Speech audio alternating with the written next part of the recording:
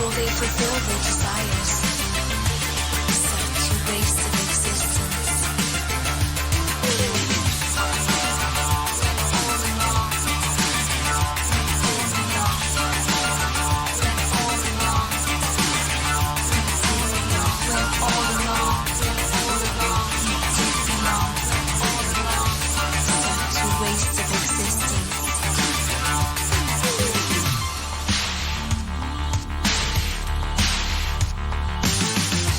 Spend our life searching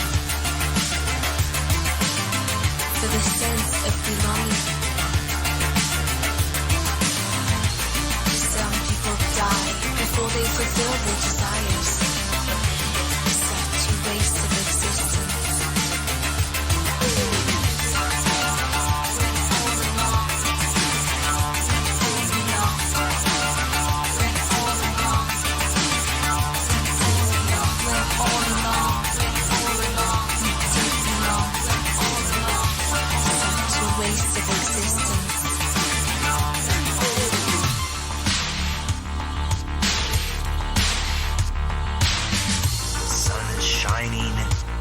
Anxious earth is rising. Anxious earth is rising.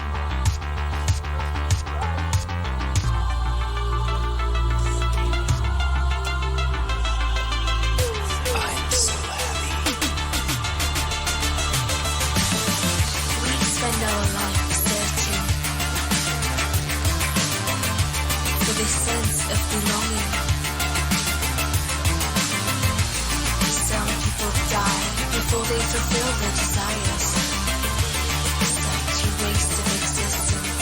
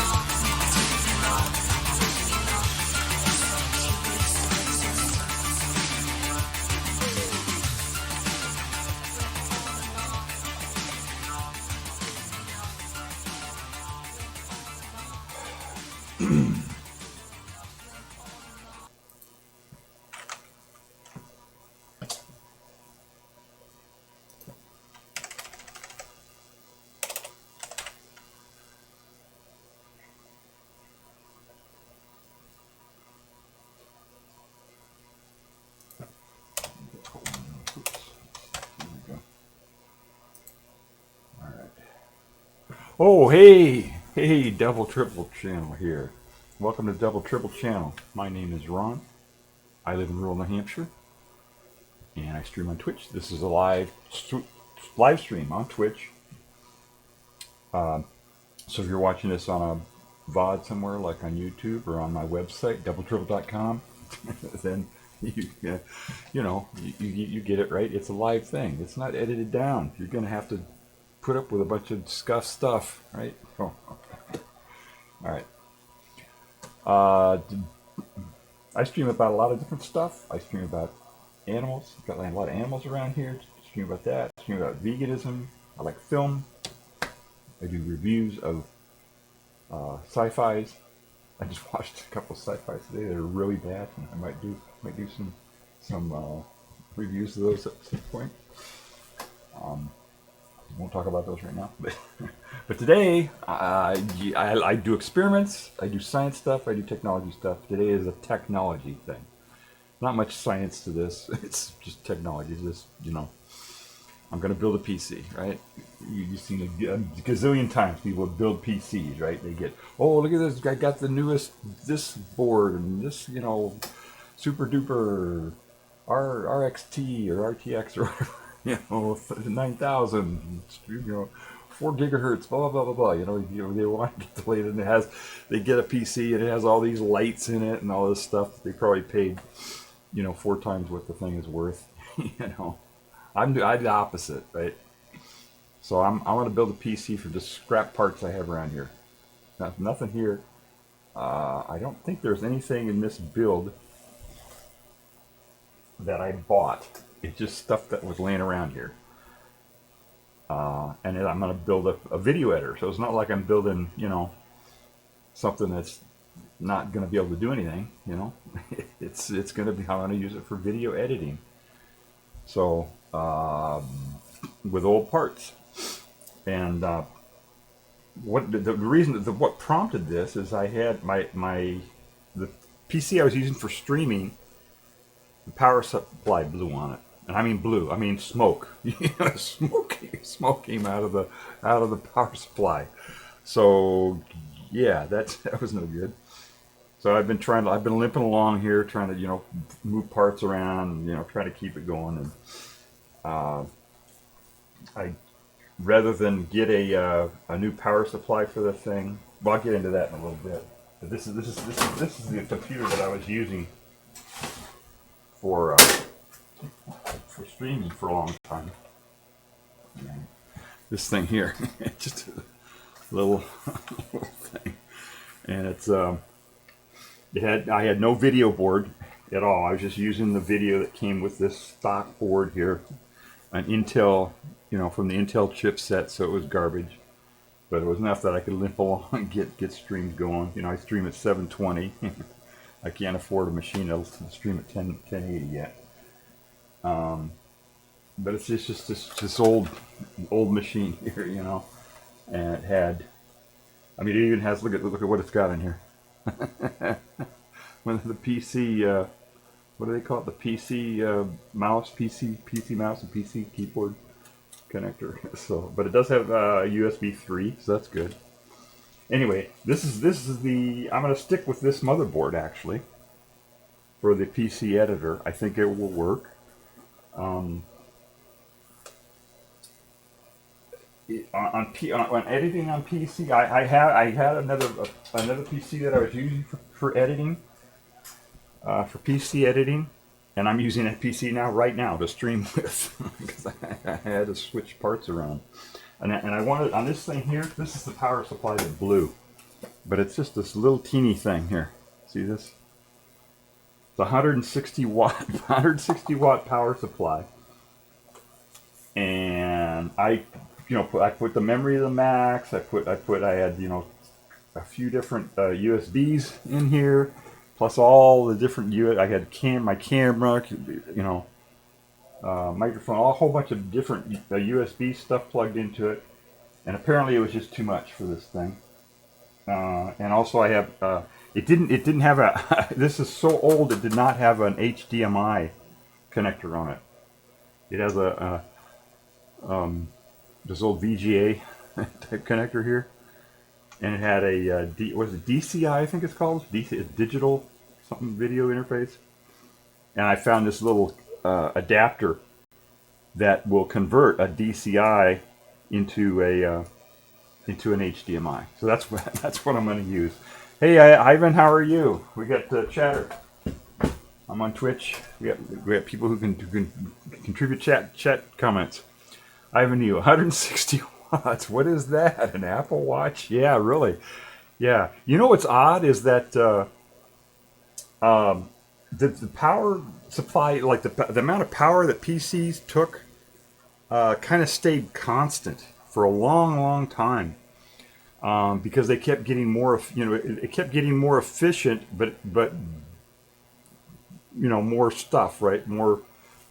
More components and more but they kept getting more efficient because they were using TTL, I guess, or whatever, who knows, at the very beginning. And so it's just pretty much stayed constant for a long time. This power supply in this box that I'm going to put this in, this is 250, I think. I forget. I don't know what it is.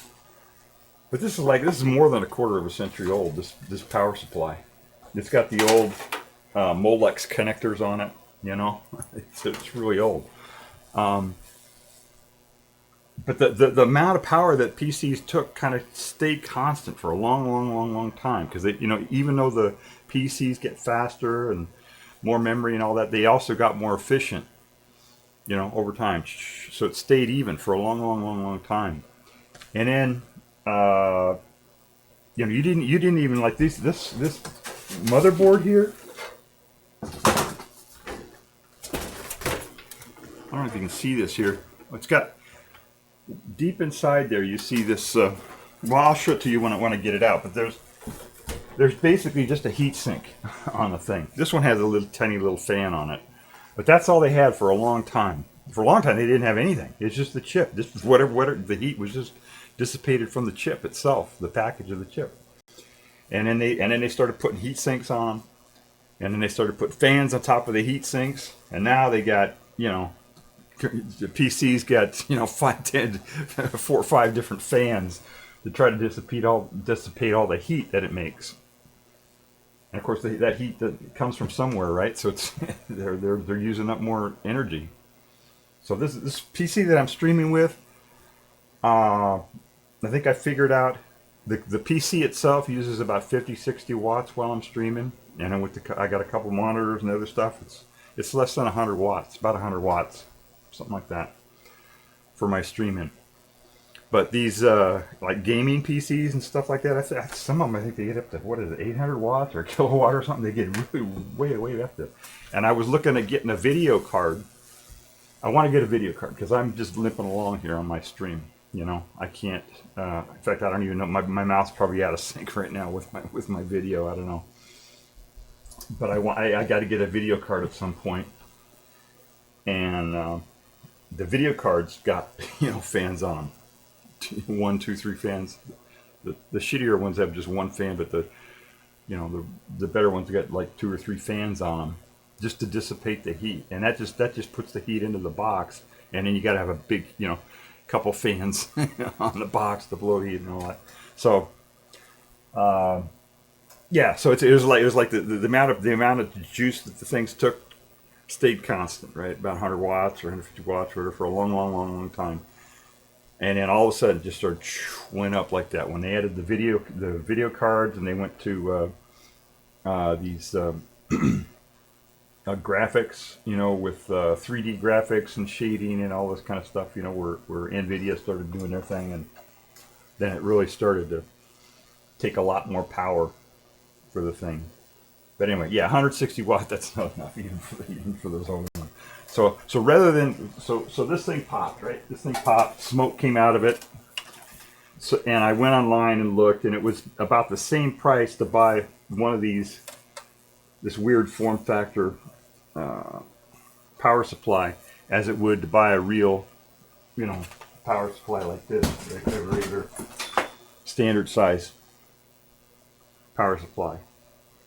But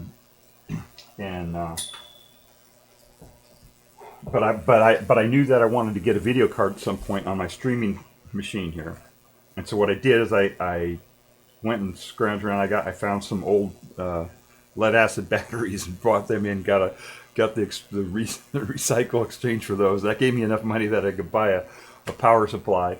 So I bought a 700 watt power supply and put that into this machine that I'm streaming on right now, and it seems to be holding up. I've had it in there for a week or so, and it seems to be holding up. And so that gives me enough headroom for when I get a video card, I can put it in there. Ivan says, Ivan says, actually my new and expensive PC tops out at around 160 watts and idles around 15 watts. Oh wow, okay. That's amazing. Well, they probably put it. Is this the one with the net, the neuronet, the fancy AI hardware on it and all that? 160 watts. Wow, that's pretty good. Yeah, they're actually trying to address it now. The newer hardware is integrated, going back to integrated video and stuff like that. Yeah, AMD AI Max 3. Oh, wow, that's pretty good. Wow. All right, that's good. I mean, it's a little bit 60% more than or about double what my just the PC is pulling, but it's pretty good compared to So you probably have an integrated. Yeah, the AI Max. I think that has has it integrated. The video is integrated into the motherboard with the CPU, so that the videos, the GPU can use VRAM, but it's also the same RAM that the PC can use, if I understand that correctly, so that you're not doubling up on the RAM that way. If you use a CPU that has its own memory, 16 gigabytes or 32 or whatever amount, gigabytes of RAM that you have for it, then you put your card in there, then the card has its own separate video RAM, so that on the card that it can address really quickly. Let's see. Ivan says it has unified memory. Yep, that's it. That's what it's called. All the memory has the same speed. CPU, NPU, GPU all share. Okay. Oh, so it has a separate NPU now. Okay. So they're not using the GPU for the AI stuff. They've got a dedicated processor for the neural net. All that, for the weights and all that. The LLM. That's cool. That's pretty cool. Yeah, they got it down to 160 watts. That's pretty good.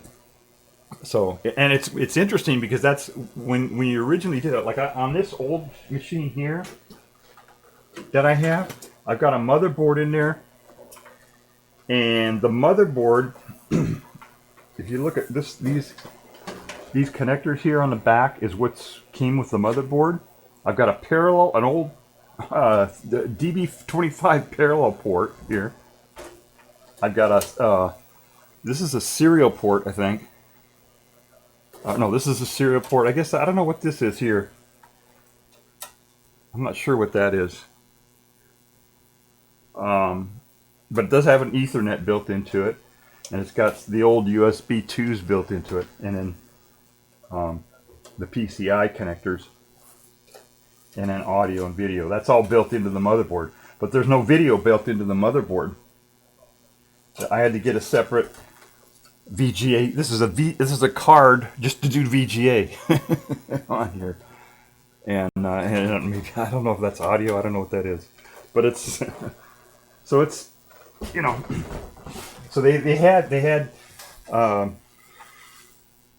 most of the time they had separate cards on the really old stuff, separate video cards for VGA, and then they ended up integrating the video stuff into the motherboards. So for a long time you had you didn't have separate video cards because the VGA was in the card.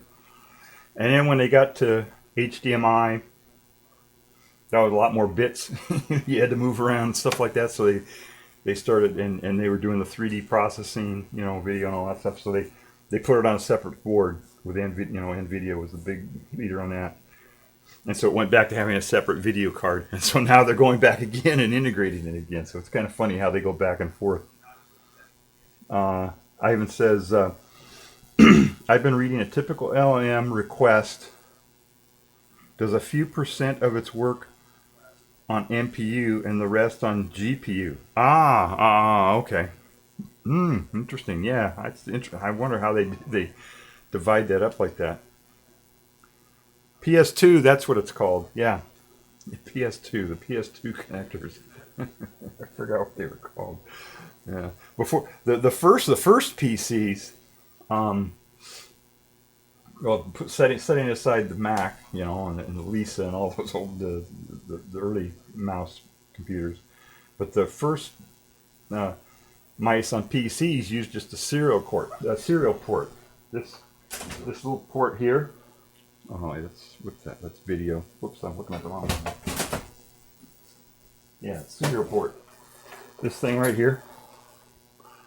That's a serial. The early mice just used a serial port. That's all they used. Usually a DB25, which is the same interface that they used for teletypes. If you're familiar with teletypes, when they first before computers were even around, they had a thing called teletype, where they hooked up a keyboard to an acoustic modem, and then so when you pushed on the keys, it would send an ASCII code and modulate it into the modem and send it through the phone line. And it's somebody, you know, on the other side of the country or whatever would have a teletype machine. It's a huge machine too, you know, big thing. And they would hook up their phone on an acoustic coupler with a modem, and so when you typed on your keyboard, it would send a tone through the phone line, come out on their side, and their teletype would hear that tone and demodulate it into the ASCII code, and then type with a printer and almost like a typewriter onto a piece of paper. And that's how they communicate. That's how they communicate. That was even before they had computers were common. You know. Oh shit! There goes. I'm gonna have camera problems here. I thought I had it fixed here. I changed the cable.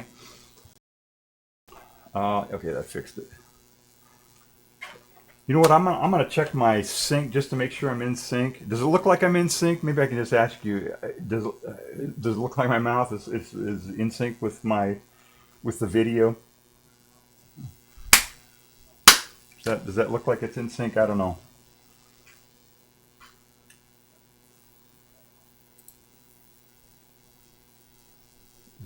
Double, triple. Let's see. Oh wait, that's me. You appear in sync. Okay, great. Good, great. All right. Why am I losing my video all of a sudden? I don't know what I did here. That's just due to. You know, I tried to troubleshoot it, and it's getting what's happening is the USB port is getting read errors. You know, I have a USB camera. You know, I can't afford one of those digital. What do they call them? Mirrorless. Mirrorless. What are they? I forget what they call them now. It's you know, the mirrorless digital that plug directly into the HDMI and all that. I don't have. I just got a Logitech camera, you know, with a USB, and I thought I had it fixed. I changed the cable and it worked all day. I had this thing just running by itself all day and it didn't mess up. But apparently when I'm streaming, the CPU is putting out more noise or something. I use USB webcam too. Yeah. This Logitech, I forget what this one's called. What do I call this one? Let's see if I have the name here somewhere. Maybe it has the name here. Brio, Brio, Logitech Brio, and it's pretty good. It will stream 4K. And it says it'll stream 4K at 30 frames per second. I think, but they always, you know, that never works, right? So I think if I went to 4K, I think I'd have to do 15 frames per second, which is kind of stupid. I wouldn't want to do that. But it's the cool thing about it is it does have an adjustable focus. Right now I have it on autofocus, but usually because I'm going to be, you know, moving around a lot and stuff when I build a PC. But what I can do is I can get in there and adjust the focus so that if it's focused on me really close like this, you know, the background will be a little bit of out of focus, which makes it look a little bit. Cause see there, so now see the background is a little bit out of focus there. So it looks a little bit more like a pro camera, you know, kind of. I don't know. All right, let me, let's see. I use a USB webcam too. Okay. Yeah. All right, so let me get to tearing this apart now. So what we got is we got this old thing. This is probably 30 years old, maybe older. I don't know. It's all faded. Maybe it's Bakelite. I don't know what this what this is made out of. It's a really old thing. Now I'm missing these covers here for these spots here for the drives and stuff like that. So I'll have to figure out something else to cover them up with. I think I have some old CD drives or DVD drives or something that I can just pop in there, because you can't have openings on your computer box because of the airflow. This one has a it's huge. Look how big this thing is. It has a little fan down here in the bottom, so that's good. That's all I really need, and it sucks in air from underneath and through the fan, and then pushes, or I forget which way the fan spins. We'll find out if it sucks it in, or it might blow out the heat through this part. I think that's what it does. But either way, you got to have the thing. You have to have all of the holes plugged up as much as possible, so that the air flows the way that it's designed to flow through the thing. And it's got little slots in the back here, so it's probably going to take in. I think that's what it does. It's going to do is going to take in air from here, and then blow it through that way, like that. And then the power supply has its own thing, so it's going to take air from inside and flow it out. So the air will come in the back here, and anywhere else there are leaks. And the power supply will take in air and blow it out the back. This fan right here will take it and blow it out the front. And so hopefully we'll have enough airflow in there. And my PC doesn't take that much. It's less than 100 watts, so it shouldn't be that big of a deal. So I guess the first thing I got to do is take it apart. Take apart what I have here. Take out the power supply that I have. And this has been a standard for a long time. This the screws on the power supply, it's standard size and everything.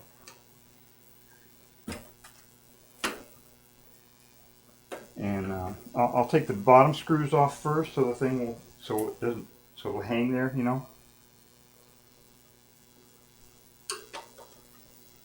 Because you don't want the power supply to fall on the motherboard or anything else in there.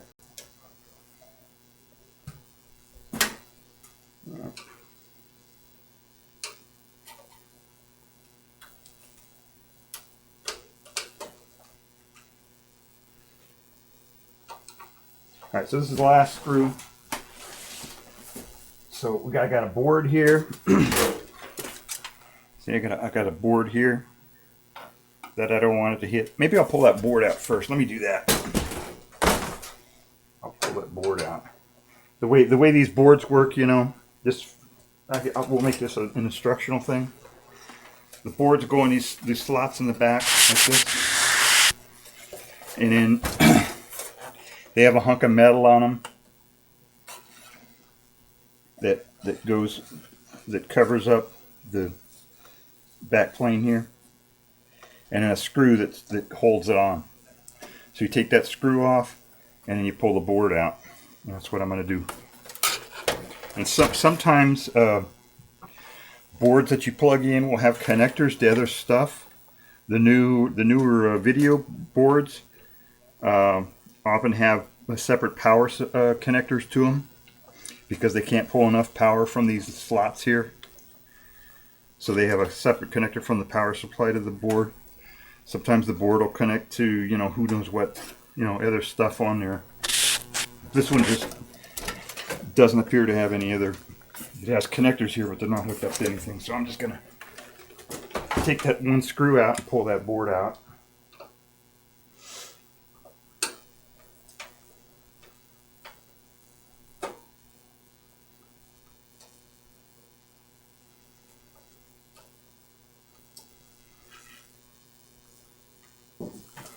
So there's the. Can you see that? Yeah, you can see that, right?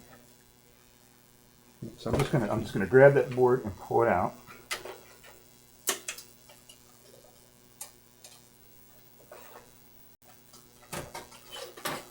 Okay, this was plugged into a separate video. Look at the dust on that thing. This one it wasn't in the PCI bus. It was in a separate video bus, special bus just for video cards that they had for a while. Right here. I don't think they use those anymore. All right, so now I'll take the power supply off, which is just hanging by the thread there.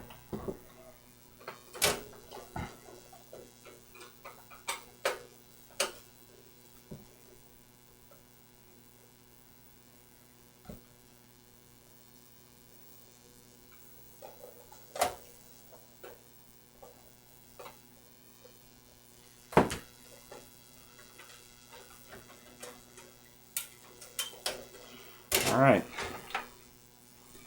We got the power supply off. Now I probably should have disconnected it before I unhooked it. There are several places where it's hooked up here. It's the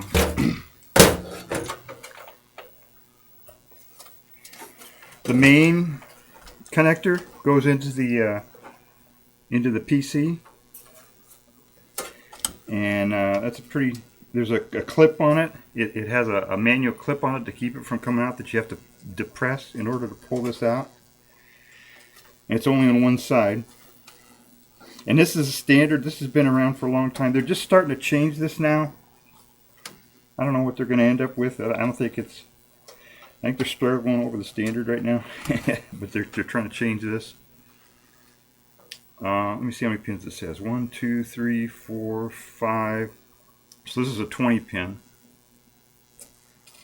connector. And then this also, it's got these old the drive connectors for putting power to the drives. The older ones is this Molex. They call it a Molex connector. The newer ones have a different power connector for the SCSI drives. This one has a weird thing in it. The fan is not powered by the PC, so there's no fan control on this thing. The newer ones, the PC can control how fast the fan goes and stuff. This one, it's just it's got this weird connector that it's just stuck into one of the Molex connectors, and it brought off 12 volts off of the Molex connector to run the fan. So I'll just disconnect that.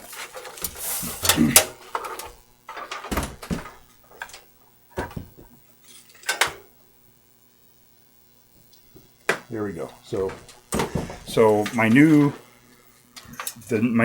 power supply that I'm putting in. Let me show you that. This one's a little bit newer, but you see it's exactly the same form factor. I don't know what this has in it. Can you see that? How many watts that has in it? All right, let me start my PC again. Sorry, it froze. Can you see that? Does it say?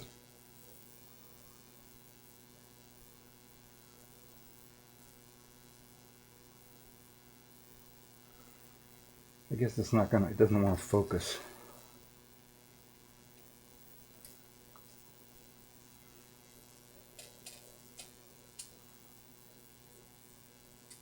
It should focus this close. All right, I want to show you what it says on there if I can explain to you. I'm gonna put a manual focus, and we'll focus it really close in here somewhere, and I'll adjust this so you can actually see it.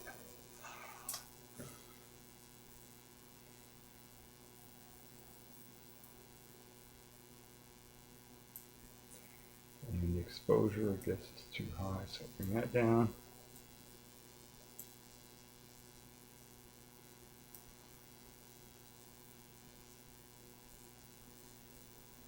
There we go. All right, now you should be able to read it, huh? There we go. All right, so this is the newer one. And what does it say? It's got 20. It's the 5. You got different ratings on the different voltages. So on the 5 volt, it's got 20 amp. It's got another separate line for 5 volt. Then it's got minus 12 volts at half an amp. That's on the main connector, I think. 3.3 volts is 20 amp. That's on the main connector. And then it's got 2 rails of 12 volt at 10 amp and 13 amp each, which are on the main connector, and also to the peripherals. So this one should have enough to run the motherboard that I'm putting in there without any trouble. It might struggle if I ever put a motherboard with a video card in there or something. Let me look at chat here.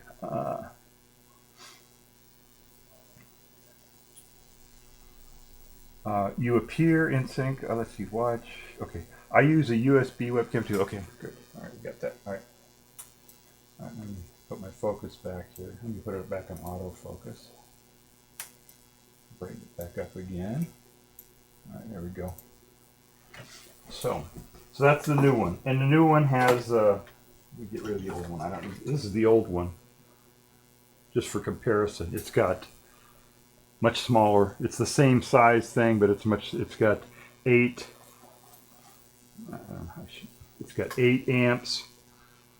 Oh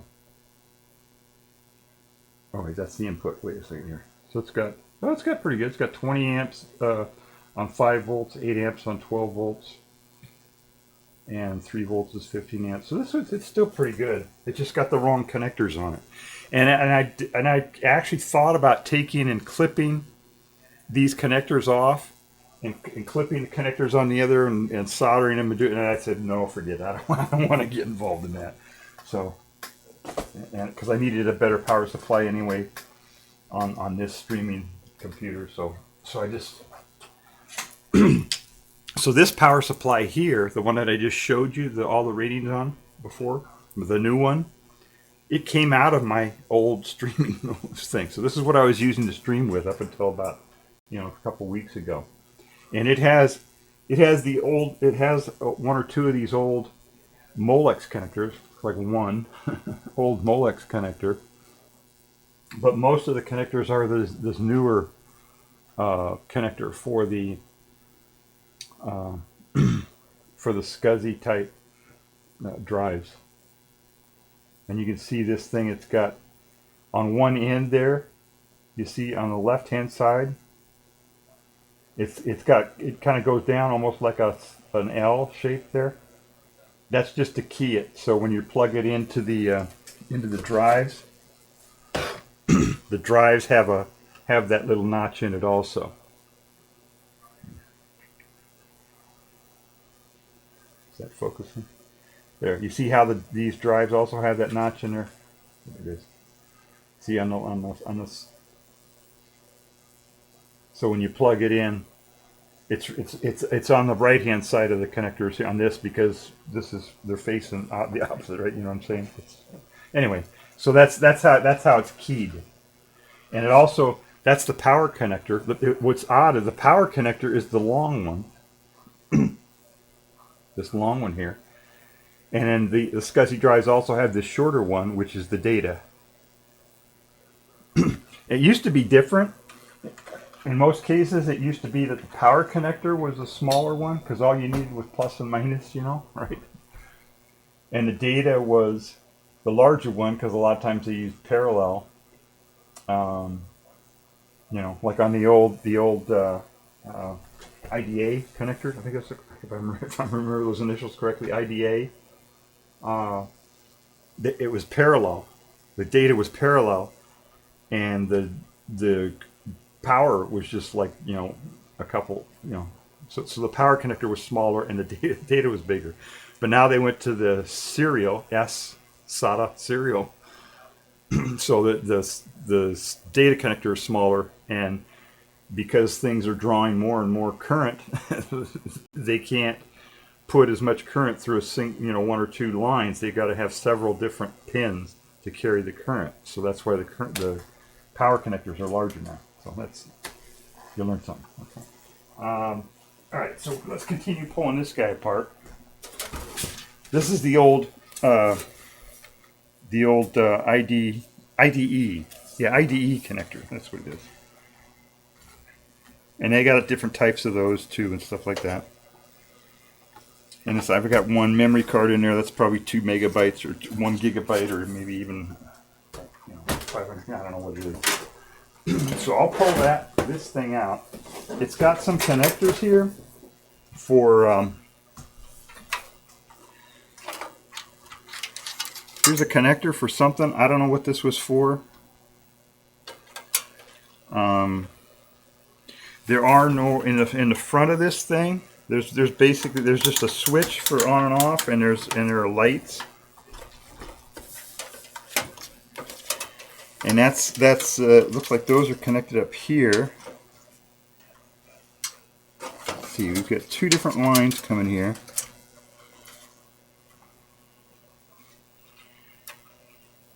And they're not even hooked up. They're labeled, that's good.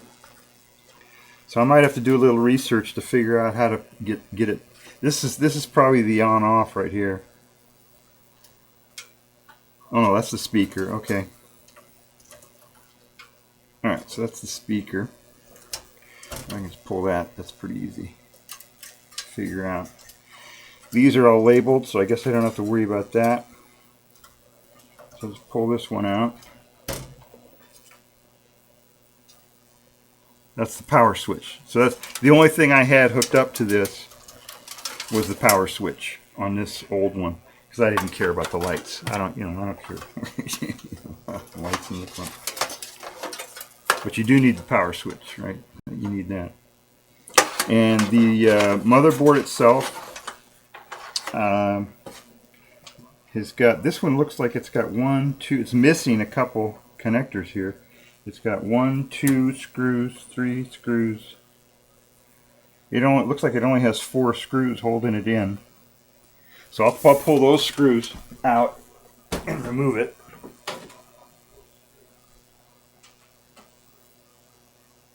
I don't know if you can see that.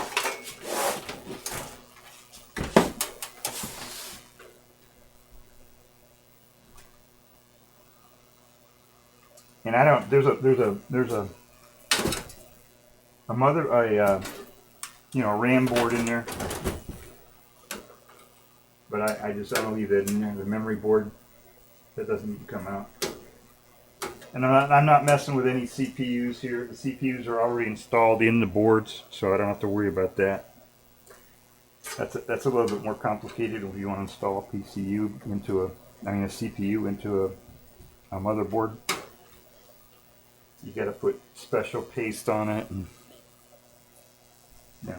more compatibility stuff with the fans and all that, and so it's a little bit more complicated.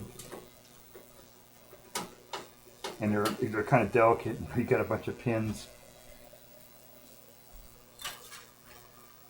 that you got to make sure you're going in straight and all that. It's a little bit more complicated to install it with a CPU and a motherboard. All right, so I pulled out 4 screws. Let's see if that's it. That's it. Okay, so let's pull it out here. Pull it out. And there we go. That's the old motherboard. I don't know how old that is. Let's see if there's a date on it anywhere. Probably not. We can look it up. MXSSP. So we could probably look that up and see how old that thing is. It's at least 20 years old, I think. It's got a date on here.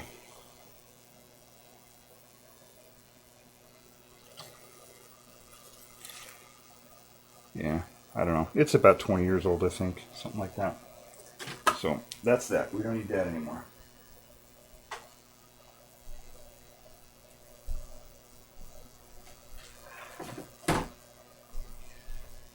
Alright, so now we've got... Alright, that's all we need to take out of this box.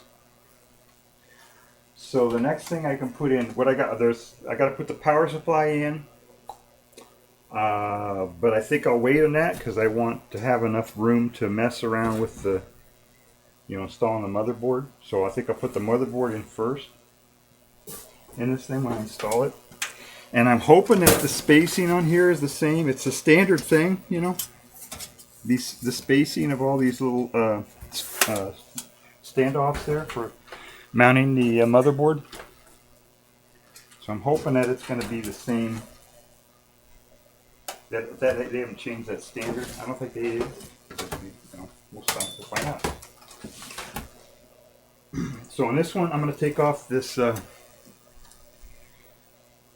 this DVI to HDMI adapter. That's to change the video from the video type that this motherboard wants into a HDMI, so I can just plug a regular TV into it.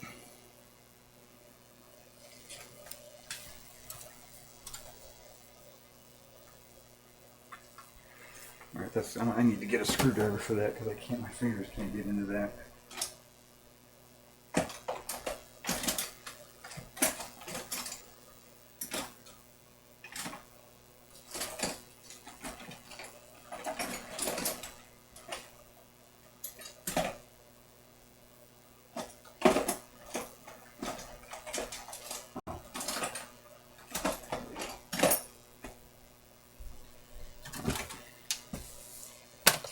So I could probably leave that on, but I don't want to mess with it. I want to make this as easy as possible. So I'll just take, I wasn't able to loosen that with my fingers.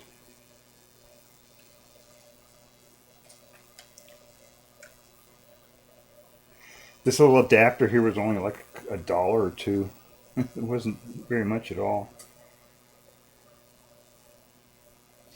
I was able to get this I bought this at this PC actually put together this whole thing. I don't know what it's who makes it or whatever. I think it's a custom build of some sort. No, it's got a model on there. I don't know whose this is. Let me see here. Got a front plate somewhere on it. STX or SYX Systems. I don't know what that is. So some custom build, I think, or not a major brand. And I was able to get it really cheap because it didn't have an HDMI connector on it. All it had was this DVI connector. But because they have these handy dandy little converters, you can convert it. Okay, it's pulling off. It's. I got to get a see what it's doing here. They have standoffs here that these connectors screw into, and the standoff itself is spinning as I'm trying to undo this connector. So I need to. I don't have a. I don't want to go look for a wrench that'll have that size. I'm just going to use a pair of pliers to hold this in place. This little standoff here.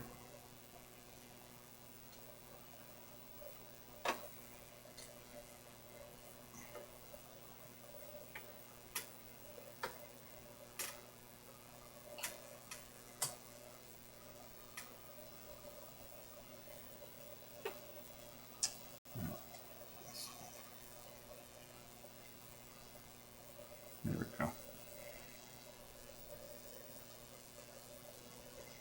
Normally this is something that you should just very easily undo. But they don't, the ergonomics on this connector are not very good, and so I'm just pulling this thing out. It's become a project here. It shouldn't be that way. Alright, that one's unscrewing, alright.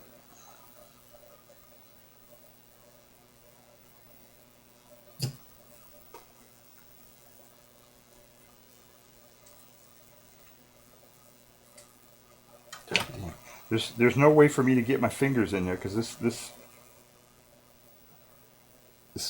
screw here is too close, and it's just really difficult to unscrew that. So I got to use a screwdriver on this. Fortunately, they put a little slot on the end of it, so I can use a screwdriver on it. I think that's it. There we go. All right. And this guy here. See, this is what was unscrewing as I was unscrewing that. That's supposed to be.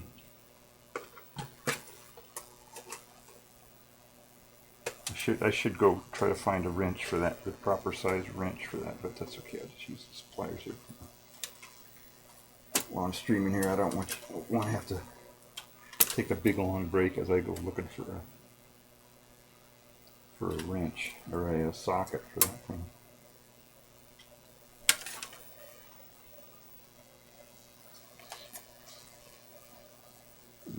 Okay, there's no way, there's nothing that I can see that on the other side of this thing that I need to hang on to get this screwed in. You see what I'm doing there? Okay, so it's screwed in a little bit. Alright, that's pretty tight. Alright, so we got that. Alright. So, a bunch of things I got to disconnect on this. Alright,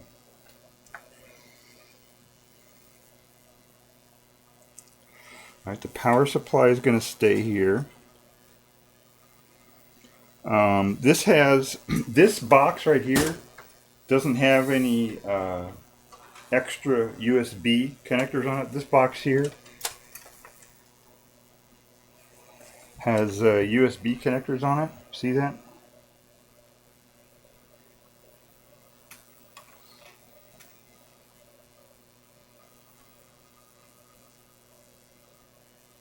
I don't know why that's not.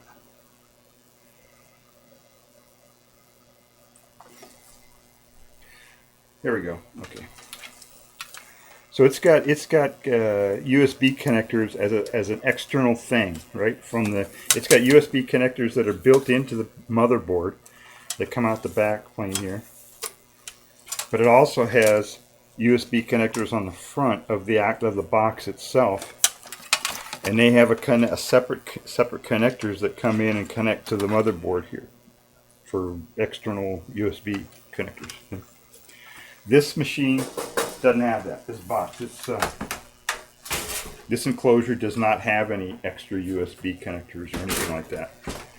So I want to use those, I think.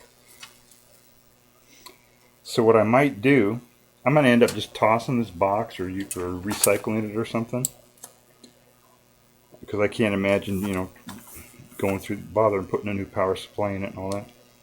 So I think what I'll do, it looks like I can disconnect this USB thing. It's got USB and external audio, and it looks like this is a separate thing that I can unscrew, take off, or maybe that's a rivet. I don't know. So maybe I can take that off and somehow put it into this box somehow, either in the front or in the back. Maybe at one of these slots. I don't know.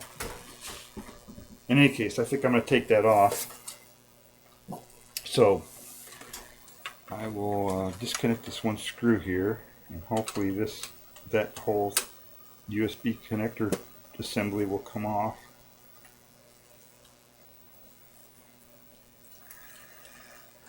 Oh, we got some chat there. Hang on just a second, chat. I'll get there in just a second. Okay, so it's just the one screw, it looks like, I think. Yeah. Alright, I'm going to have to disconnect them anyway to get that out, it looks like. Oh wait, you know what I can do?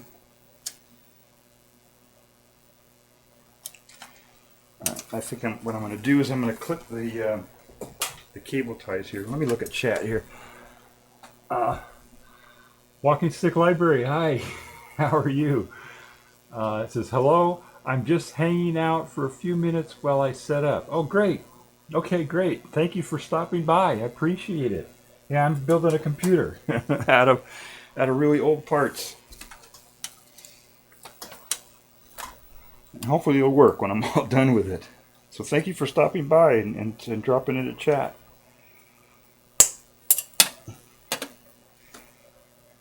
What I'm doing here is they have some cable ties that have tied a lot of these cables together, and I'm just snapping those off so that I can work with this a little bit. Hopefully I'm snapping that without snapping off the cables themselves. I don't know if you can see that or not. See,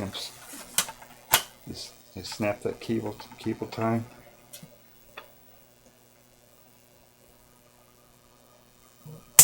There we go. All right, just a cable tie.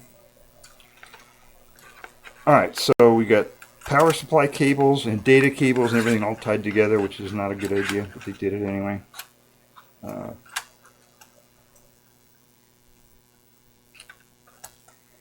then we get power switch and reset switch, it looks like, and a couple lights, looks like, maybe, that are all on this cable, and that ran down to there. So I think I'm gonna have to. I think I'm gonna pull that out. I'm gonna leave those connected until I get that out and can get a look at those. I got these SCSI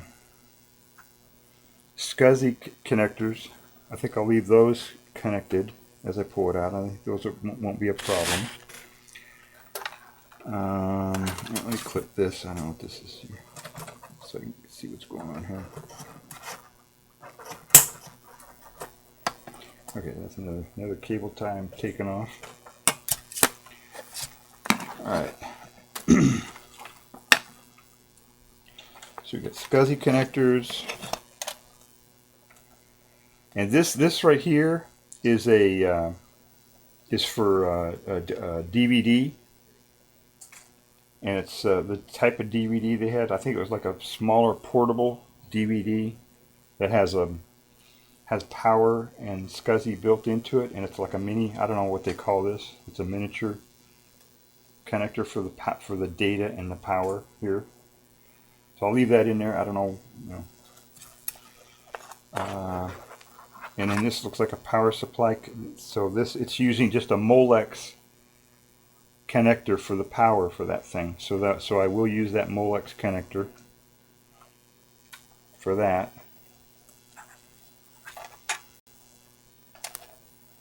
This is a Molex connector, but it's black, which is unusual. All right.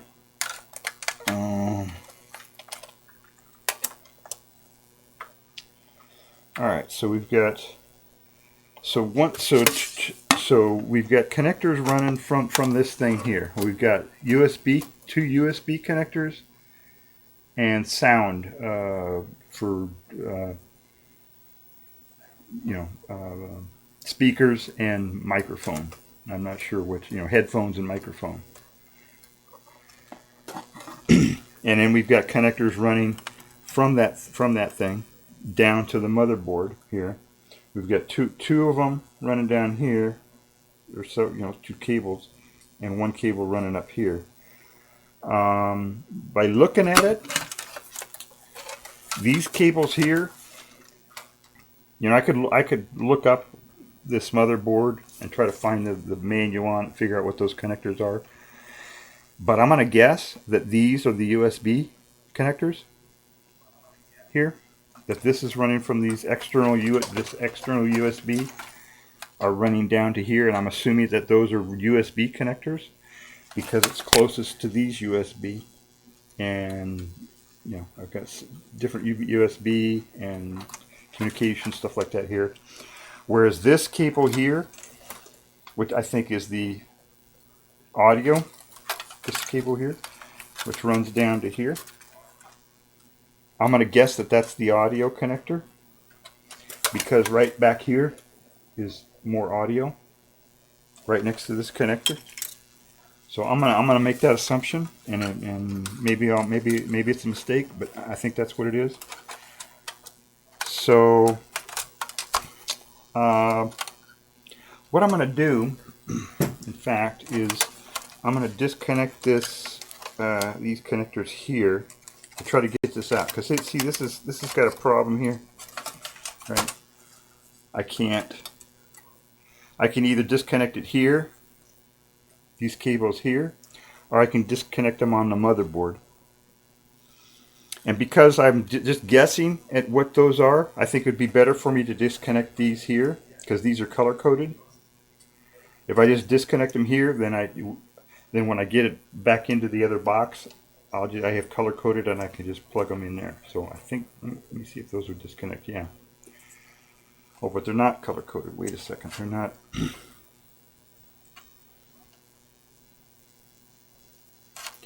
All right. So I'm going to have to remember here. Okay, take a look at that, see if I can see what that says there. Okay, it says right there, audio and USB. So USB is blue. Everybody remember USB is blue. And is this keyed? It is keyed. See that? So I don't have to worry about that. There's only one way to plug that in. So I don't have to worry about it. This is the USB. USB is blue. and it's also keyed. And the key is in a different place on this connector, so it's impossible to plug it in incorrectly on there. So we're good. All right, so that I'll put over here for now. All right, what else do I got to disconnect here? All right, so we've got the switches here, power and reset switch.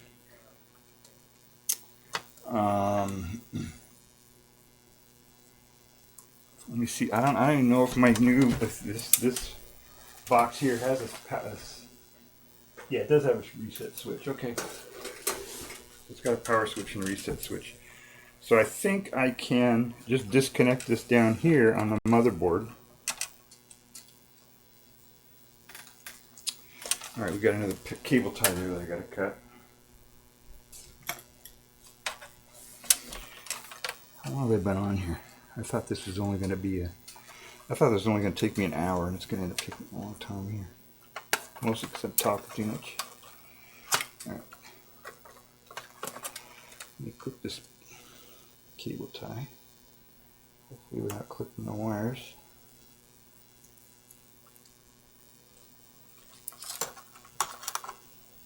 I'm going to try to find a spot on this where the wires are not directly underneath the cable tie.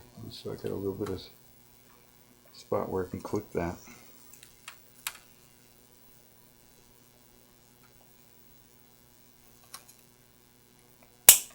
There we go. All right.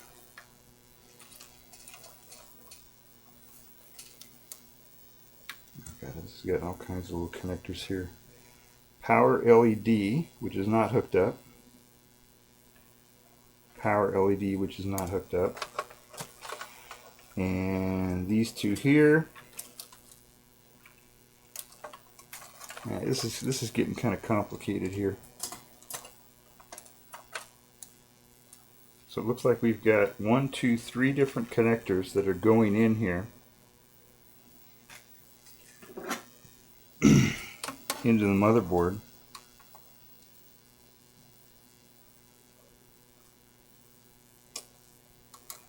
And they don't look like they're labeled on the motherboard, so I'm going to have to write down what these are before I unplug them.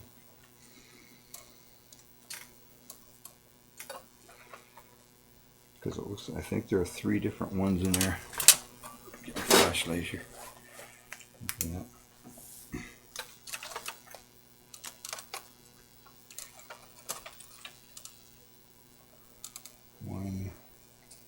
No, okay, there's 2 connectors. One of them is a 4-pin and one is a 2-pin. Looks like. No, there's 3 different connectors. 2. So it's an 8-pin male connector on the motherboard, and we've got 3 2-pin female connectors on the wires that got to be connected to the motherboard. So I'm going to write those down because I don't know. They're probably labeled on the cables, but they're not. I don't see anywhere that it's labeled on the motherboard. So I'm going to write down what those are really quick here, because that I won't be able to remember. All right, let me see here.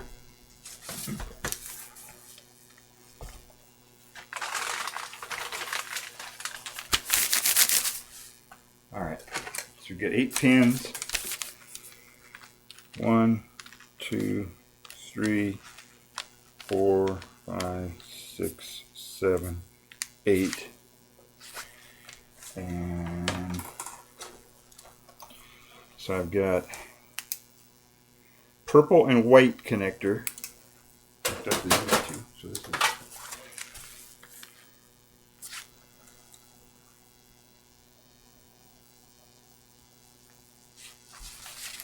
I'll put a little arrow here so I know which direction this is. Back. This is purple. This is white. Let's see what else I got in here.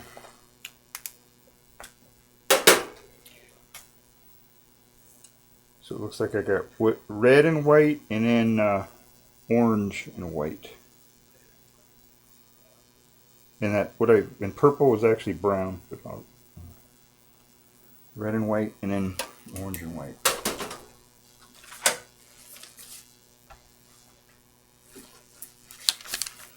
So that's red. That's white. This is orange. It's actually orange stripe. And that's white. And this I think was actually brown. You see that? See what I'm writing on there?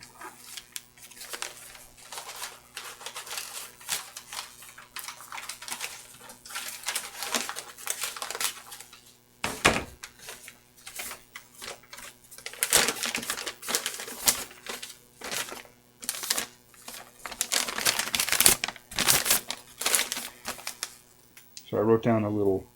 Oh, that's not it. Well, those are my notes on how to what I'm supposed to say at the beginning of my screen. Wait a second. Here we go. So I got the little connector that has a whole bunch of stuff in it, and it's not labeled on the motherboard, so I have to label it myself. And it's 3 connectors on an 8. These are empty, right? These 2 are empty, not used. This is one connector here, and another connector, and another connector. And when you do your own motherboard, who knows what kind of connectors you have. Usually it's like this though. All the front panel type stuff is connected through these pin connectors on the PCB of the motherboard. So I labeled them. I should. So hopefully I'll be able to put that back together again once I get those disconnected. So now I will disconnect them. I think I can just do them by hand. I think I need a. There we go. So there are the connectors, and they are labeled. Look at that. So they have labels on them. It's got the hard drive LED, which I don't care about. I don't care if the no, I don't need that. Power switch and reset switch. So those are the 3 things that I use. It also has other power LEDs here and some other stuff. So, but I don't care. These are with this old case that I'm getting rid of anyway. Right? So it doesn't matter. Then we got another connector here, but that connector is for the fan for the CPU, which I'm leaving all that in place, so I don't need to disconnect that. I got a connector for the case fan right here. That I need to disconnect. And I should probably label that. So I don't think it says what it is in here. Doesn't look like it's... Alright, so let me label that thing.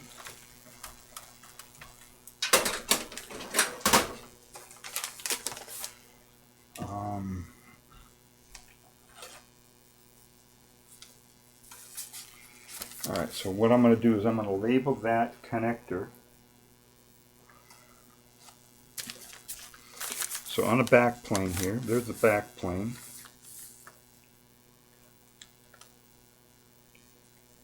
Back plane. And I've got audio here. Right here. And so in a little bit from that, I've got a 3-pin connector, which is black, red, and white. So I've got white right here.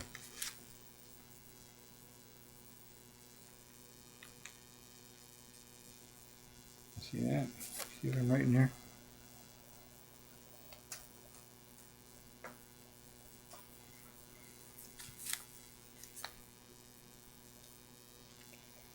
Black, red, and white. So I got three connectors here on the motherboard that I'm labeling what colors they are. I assume that is this one here is apparently this motherboard can control the fan, and I'm assuming, or at least it can read the speed of the fan, one or the other. I'm assuming that black is negative, that red is 12 volts, and that white is a sensor or something. So okay, so now I can disconnect that connector. So you see I'm very careful. I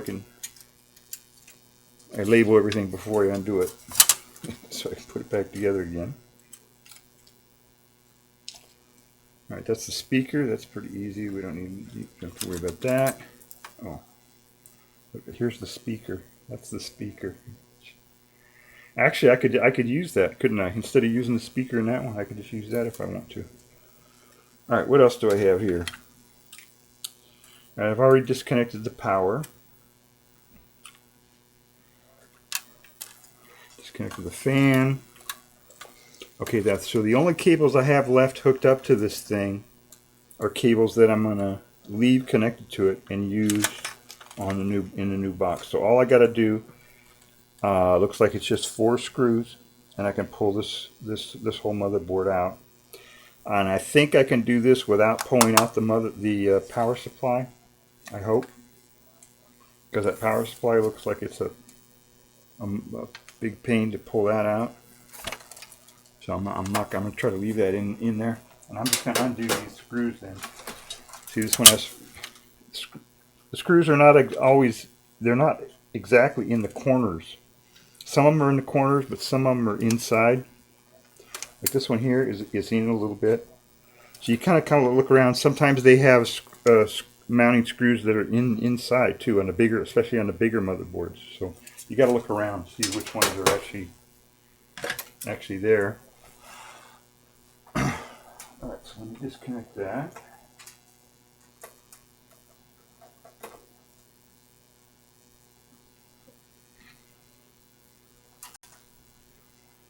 So I'm just undoing those mounting screws is all. It's not a big deal. And it's handy to use magnetic. Look at it, I've got dust all over it. I tried to vacuum out as much as I could. This thing was full of dust. But it's good to use a magnetic screwdriver if you can.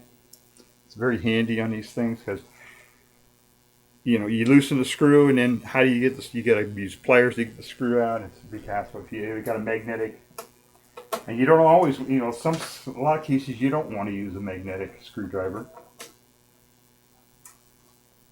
but in this case it comes in handy.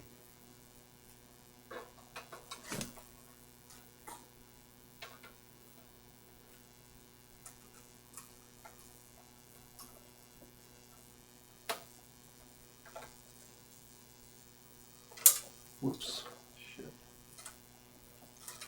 There, see, I dropped it in there. And I can't even see where I dropped it. Oh, there it is, okay.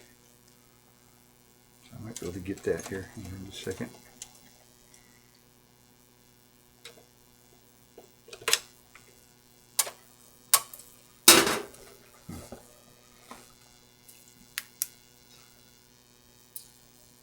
Alright, so there you go. I was just talking about that, which you don't want to drop the screw, and I just did it. So, alright, so when I pull it out, maybe I can, maybe I'll find that screw when I pull that motherboard out. Alright, so we don't need that. Don't need the power supply connectors here at all. Those all stay there. And the connectors we want, we keep right here. And let's see if we can pull this thing out of here.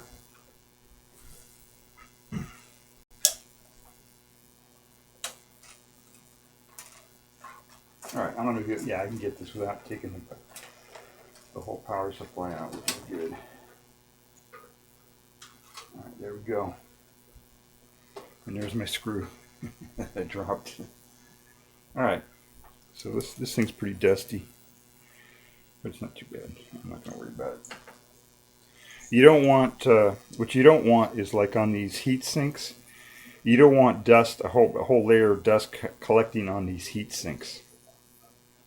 Because those are there to dissipate the heat. The reason why all these, see this thing right here? This is a little hunk of aluminum that's used, they call it a heat sink. A heat sink is something that takes in heat and dissipates it. So there's a little chip under there, probably the graphics chip. And this heat sink is pushed down on that chip so that the heat that the chip makes doesn't stay in the chip and end up frying the electronics of the chip. The heat will go out, will conduct through aluminum. Aluminum is a great heat conductor. And then the reason why it's got little pins on there, can you see that? Yeah, the reason why it's a whole bunch of posts like that is so that the air can flow between it, and there's more surface area that way for that heat to dissipate into the air. So you want to make sure that it does not have too much dust on it. Also, this one here, this one has a heat sink too, but it has a whole bunch of dust on it. See? I don't know if you can see that. It has collected a bunch of dust. So I may have to disconnect that fan and clean that. Or I might be able to get it with a vacuum. Let me do that right now. Alright, so we're done with this. This is the old box. Don't need this anymore. Right. Put the old stuff. So I think I'm gonna clean that. Hopefully, I think I can get that without taking that fan off of there, because I don't know how this fan comes off. It looks like it's got some goofy connectors here that I don't want to mess with. I'm just going to use my vacuum cleaner and put it on there. I think I can get most of that dust out of there.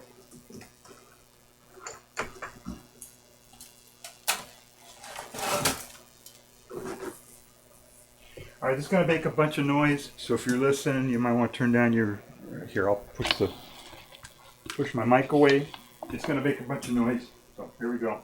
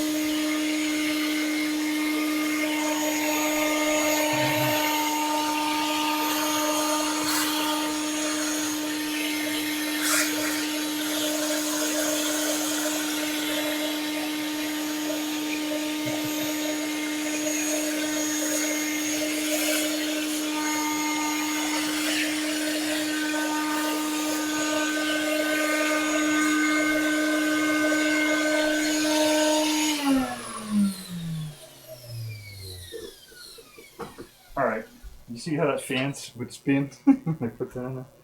So that looks a lot better. There's a little bit of dust in there, but most of it's gone. So that's good. So that CPU should stay within temperature, I think. All right. So the next thing is put the stuff into the new box. Let me check chat. No more questions. Oh my goodness. Alright. I don't think anybody. Yeah, if you have any questions, just go ahead and type them in.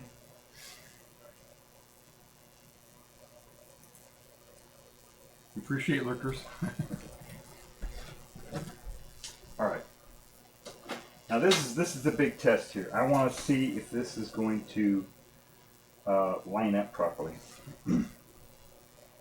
Now first of all, the back plane, the thing here, this is different. So I got to pull that out. Right? All these connectors here, they don't match up. Right? They're different connectors and stuff here. So this little plate here is different. I'm gonna have to pull that out of the old case. Take this one out. I don't know how those actually come out.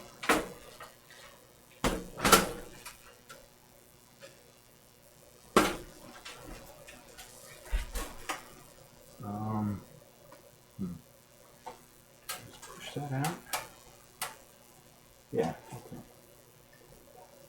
That seems to be connected up here somehow.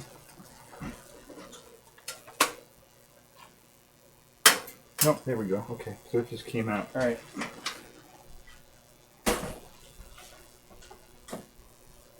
So I thought I was done with this, but I still got to get this. Okay, so this connector here, same deal. Take it out, get my new connector. Now, I don't know if this is a standard or not. We're going to find out. So when this gets laid in there, we want that to be in there like that.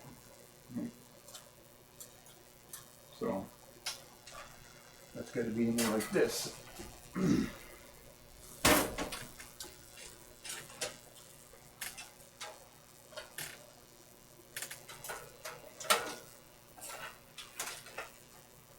Oh, it looks like it's the same size. Looks like it's going to fit.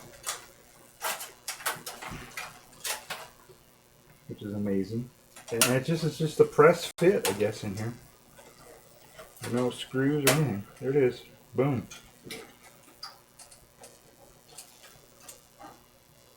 Alright, that's it. That's pretty easy. Okay. So now all I got to do is lay the motherboard in here. I still got a little bit of dust. That's okay. And hopefully these standoffs here all match the motherboard that I'm going to lay in there. So we're going to do that right now. I'm going to do, I can't do this holding that up to the camera. I got to do this way. It's kind of hard. Just going to put it in here and see if it fits.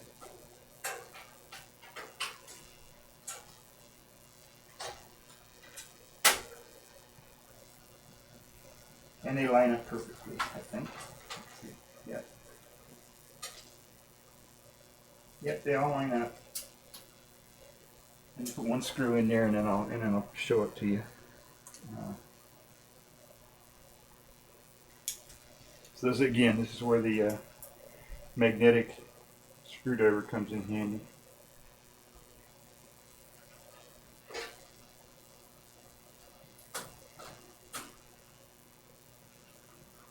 Now I'm having to push it a little bit to make it line up, but it is lining up pretty good. And those screws are the same thread, which is cool. Let me show this to you. Hopefully this doesn't fall out when I do it. See that motherboard it fit in here, and all these are lining up, which is really cool. I had when I laid it down here, I had to push it a little bit that way up against this back plane. There are spring steel things on here, connectors that make a good electrical connection between that back plane and the metal of these connectors. And the reason it does that is because you got to make sure that this is like a Faraday cage that keeps all the electronic noise and stuff from leaving the box. And so you got to make sure you have a good electrical connection, and that's what those little spring things are. Let me show you that. See these little spring, this is from the old one, but these little springy things here, those all push against the connectors to make sure that you got a good electrical connection. Alright, so let me put some more screws in that thing.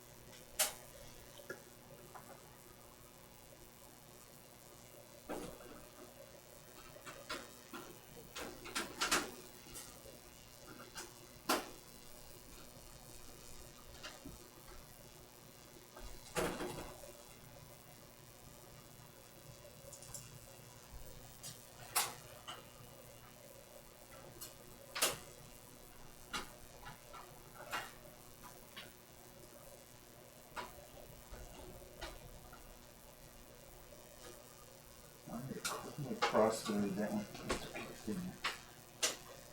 That's okay. It's good. So there we go.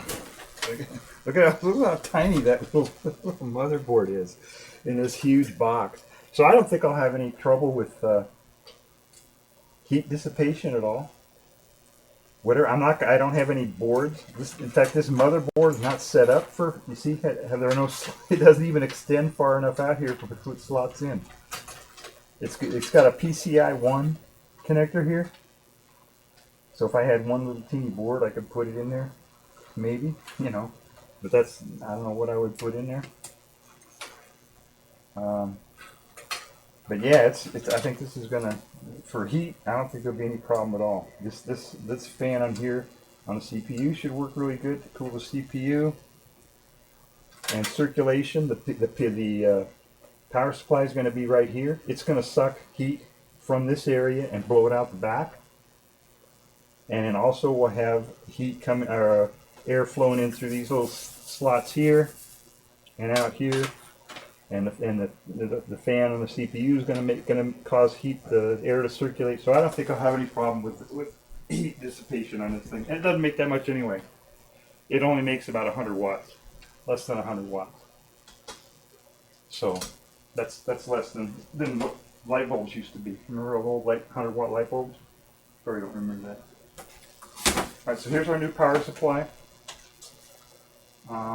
Should I put that in there yet? Let me wait on that. Let me do some more connectors here first. Let's see what we got here, what we got to hook up. All right, so I've got connectors here from the front panel, which look like they might not reach. Let's see if they're going to reach.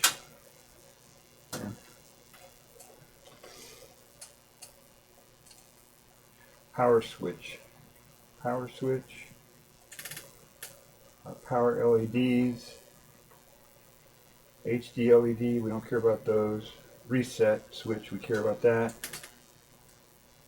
And something else LED. So, all right, so this one here, power switch, has got to make it to where the power switch was.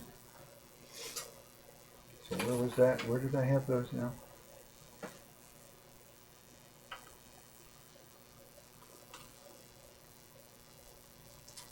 Those were up here, I think, right? Isn't that where they were? Yeah, these here. So let me look at my little thing here. I'll see if I can get those connected back up again. All right, so I've got these pins here. Oh, and you know what I did? I wrote down the colors of the wires, but I didn't write down the names. So I got to come over here and look at the names on the wires from the things that I disconnected. All right, so these are the ones that I disconnected. So red and white was the HD LED, which I don't care about. But reset switch is orange, white, and power switch was brown, white.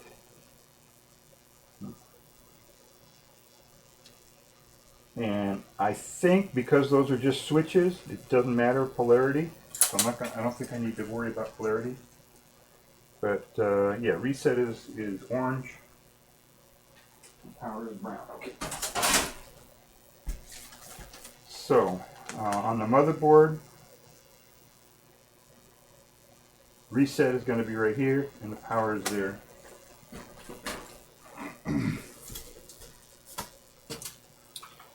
So this is the power switch. So that goes there, and the reset switch. Turbo LED. Oh my goodness. The marketing guys got in there.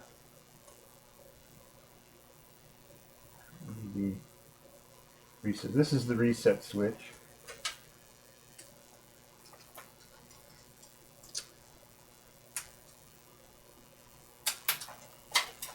That's the power switch.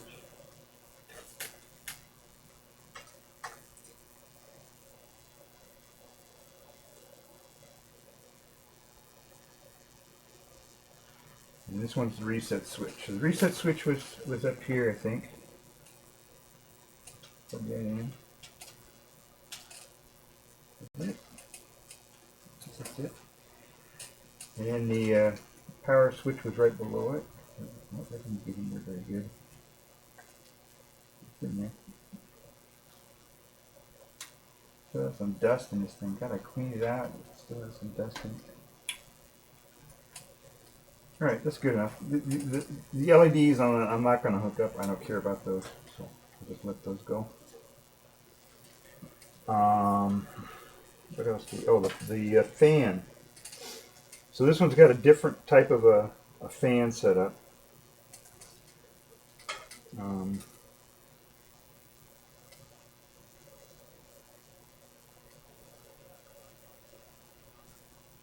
So I guess I got to get the power supply in there before I do that. Okay, and then we've got this thing here.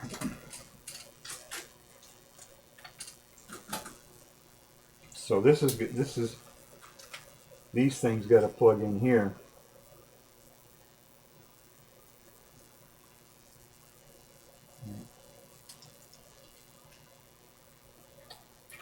And they're keyed, so I didn't have to worry about remembering anything.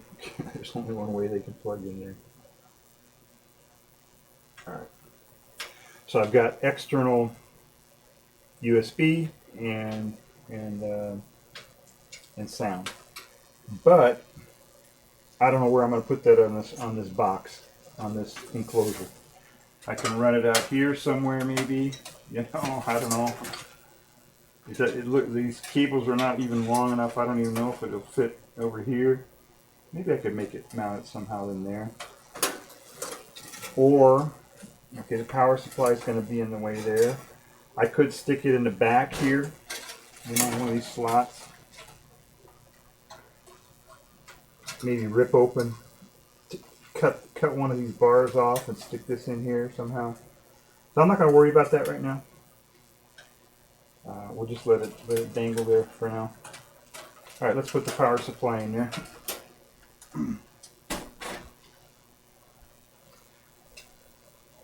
Power supply should be standard. Let me make sure that my power supply screws are the same thread before I start messing with that. Oh, drop the screw. Oh, damn. Alright. I'm going to make sure that these power supply screws are the same as what was there before. Same thread, because you never know. Alright, yeah, those are the same thread, so that should work. Except I dropped a screw and I lost it somewhere, so I don't know what I'm going to do with that.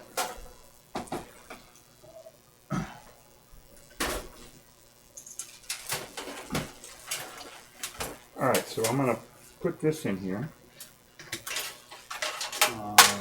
Let's see. Going this way. The way you can tell which way the power supply goes in, instead of having a screw 1, 2, 3, 4 in each corner, it's got two in the corner, and this one's in a little bit, and this one's in a little bit more, and so there's only one way that can line up with the screw holes in the case here. So we'll put that in there. And we'll put that screw in there. It's kind of hard to do while I'm holding this. I'm gonna wait it this way. You won't be able to see what I'm doing. But that's good. You know what I'm doing, right?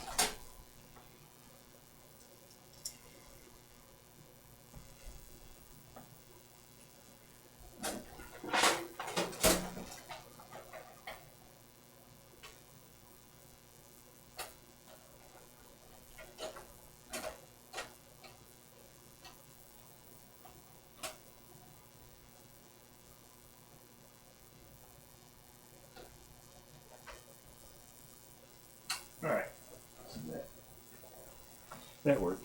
Okay.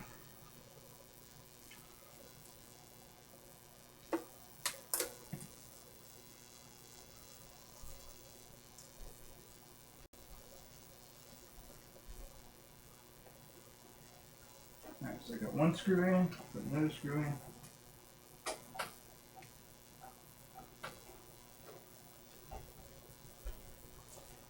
dropped one on the floor here somewhere. There it is. Okay.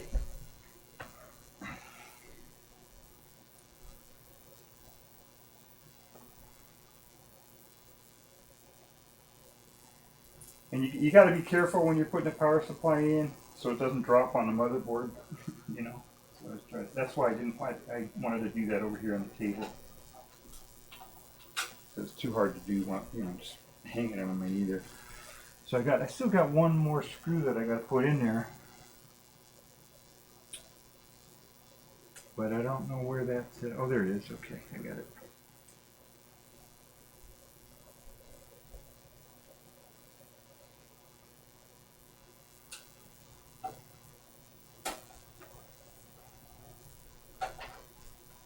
All right, there we go. So we got the power supply in. And actually what I probably should have done was to connect it up before I plugged it in, but that's okay. The main connector goes right here. And it's keyed, so it only goes in one way.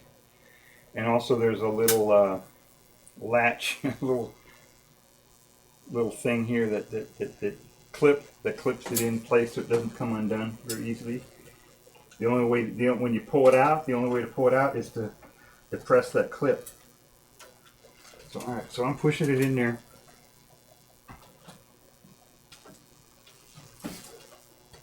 All right, looks like it's all the way down. There we go. And then the newer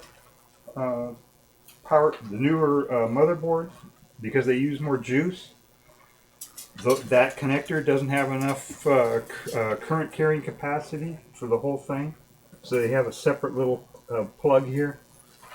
And on this board that goes way up here, and that's keyed also. So I think it was this way.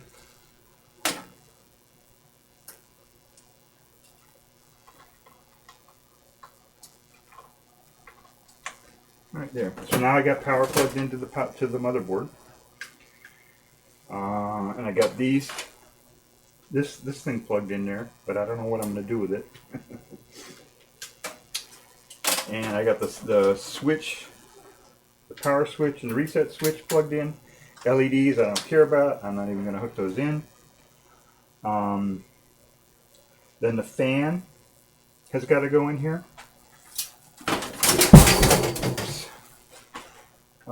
This fan again has a weird doohickey here. It wants to use this Molex connector. Now I only have one Molex connector on this power supply, so we'll plug that in here. So my fan will have power, but my CPU won't be able to read the fan, so I might get some errors on my CPU when I'm running it. I don't know what's going to happen there. And then this connector here for the DVD, this mini SATA connector for the DVD thing, dual, whatever, I don't know what the hell you call it. But it's got to get power from the power supply too, and it's getting it through a Molex connector, so there we go. So we've got power from the power supply here, run into a Molex connector, which is then plugged into this stupid little fan weird thing here. And then it had its own little Molex connector to continue this, and that's plugged into the connector for the DVD. Now I don't think this is, this will reach up here. This will reach to the DVD drive.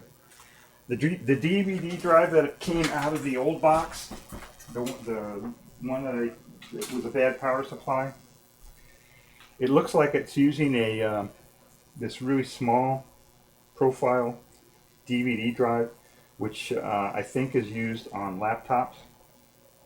But they've got this hokey little caddy that they've got it in here. And this caddy, I've tried it, it doesn't fit in here.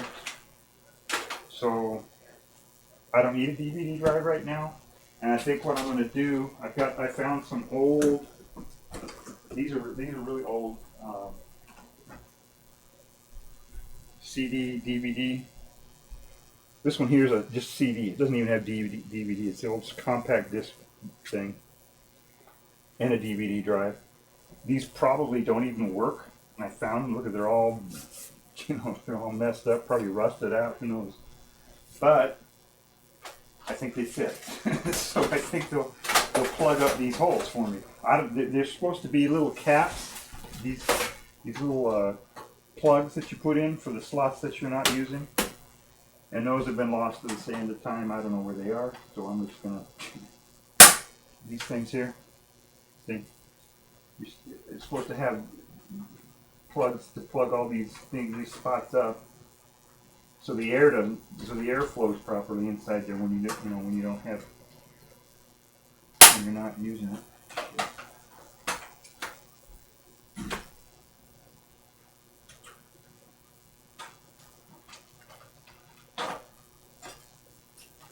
But I don't have that. So I don't know what I'm going to do about this little one here. Maybe those USB connectors will fit in there. I don't know. I don't think they reach that far. Alright, that fits in there.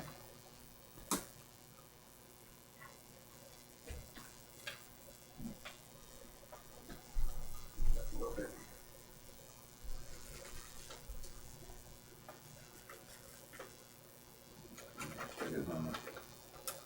Okay, that's not cool. Alright, so I'm going to have a ugly little thing here.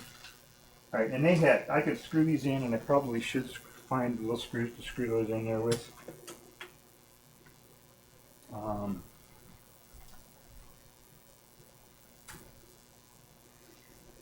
think these will work.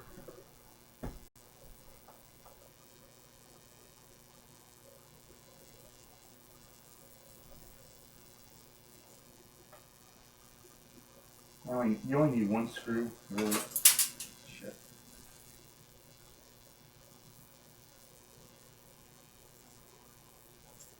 You only need one screw in these to hold them in place. I'm not going to be moving this around a lot. So I'm not worried about it. Okay, wrong side screw. Okay, that's the wrong thread for that. I don't know.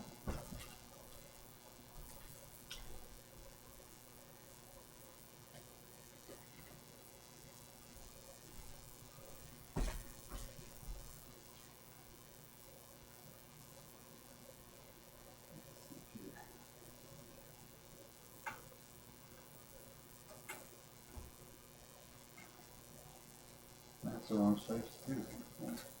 Alright, so I'm not going to worry about that right now.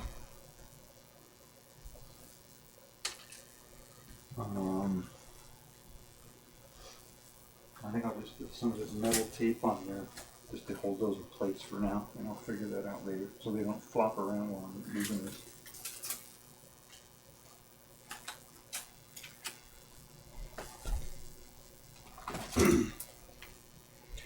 This is taking longer than I thought.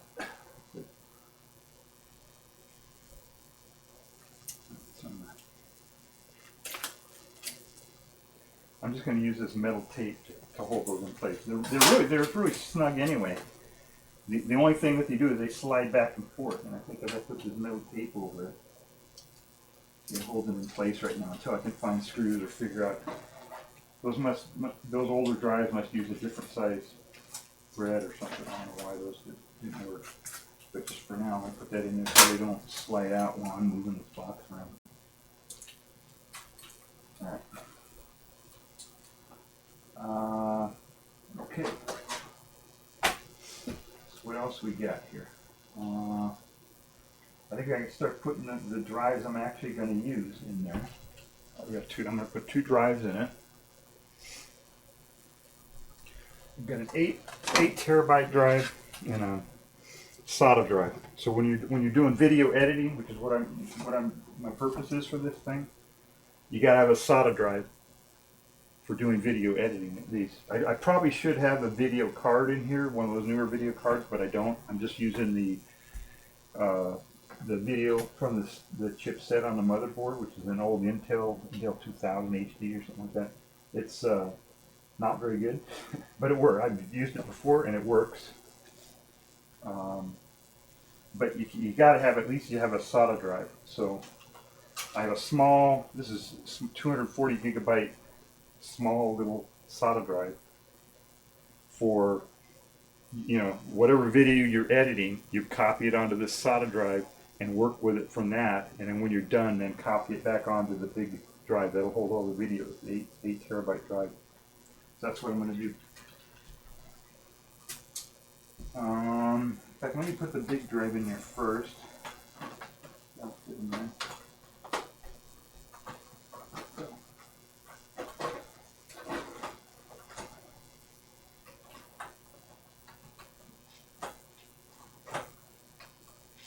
I have to slide it in from the side.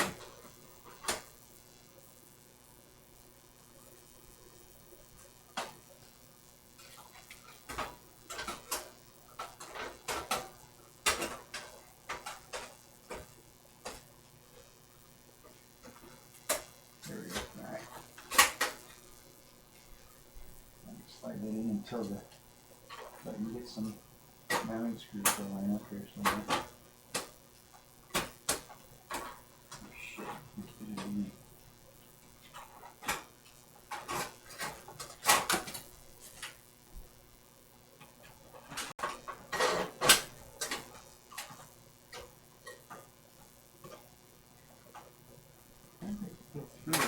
How did I push it through that way? That's kind of weird.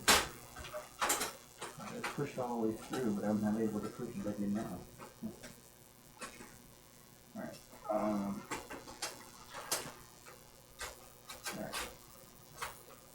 There's a screw here,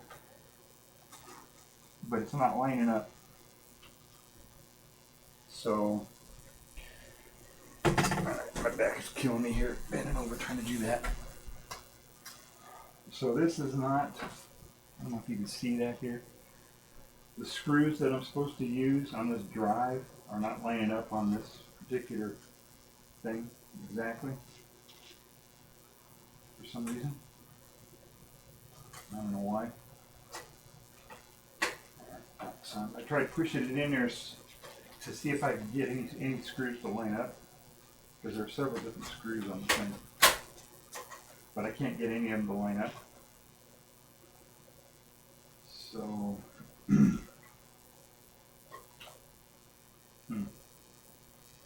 alright.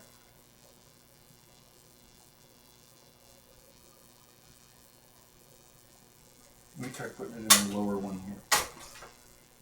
See if it's any different.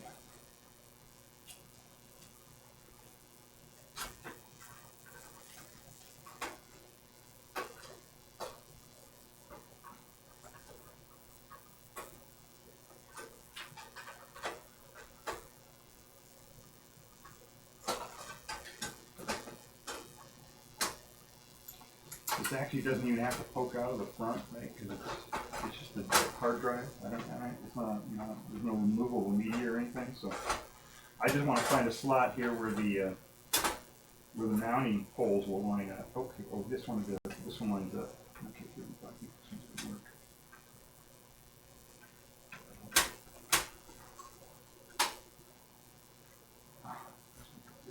Okay, there we go. All right, that's good enough.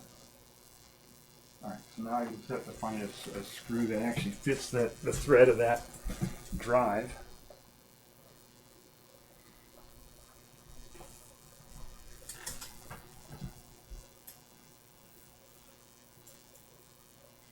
Yeah, it's taking longer than I thought, of course. It always does, right? Oh, projects always take longer than you expect.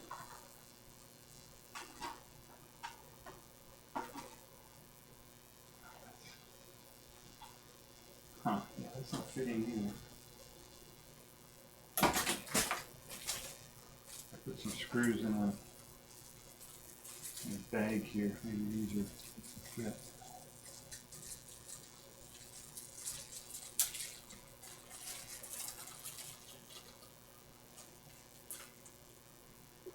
Let's see if this is going to fit. I don't think this is it, but let's see.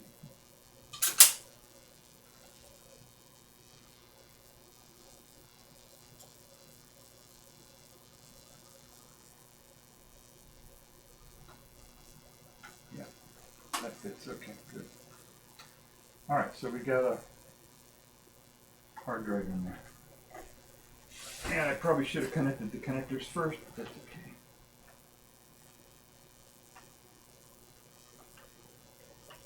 It's kind of loose, I don't know. Oh, you know what? I pushed it in there the wrong way, actually. Let me hook up. I'm gonna pull this back out and hook it up because I actually pushed it in there. The backwards in there. I'm gonna hook up the connectors to that drive first. So we've got this connector here has got to go to the CD drives, which are going to be up here. If I ever get one that works, I'll plug that in there. Then these other two solder connectors will connect to the hard drives. One will go to this SSD. The other one will go to this large regular disk drive.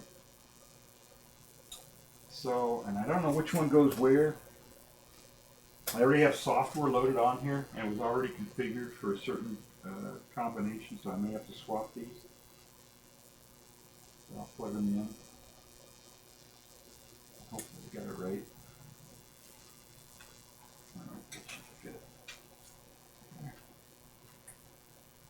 Alright, so I just, again, it's got these little, it's almost like an L shape here. Little key, there's only one way you can plug it in.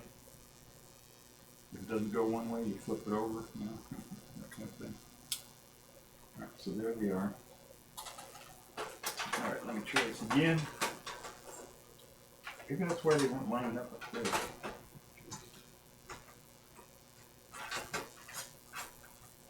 Yeah, that's a little bit better. That's I was just pushing it in there the wrong way. That was the problem. All right.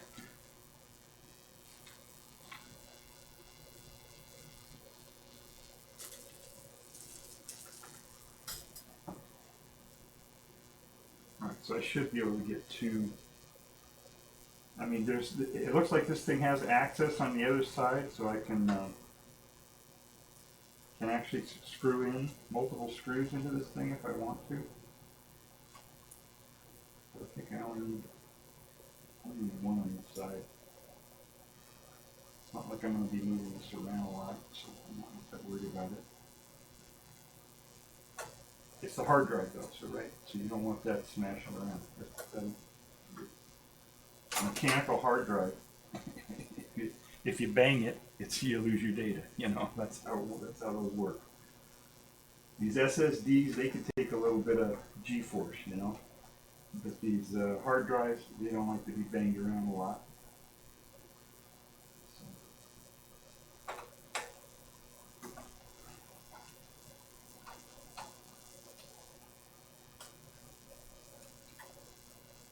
Maybe I'll put 3 in there.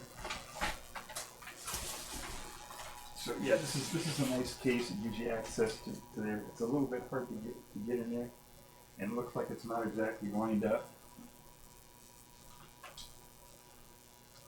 So I don't know if I'm going to be able to do that or not.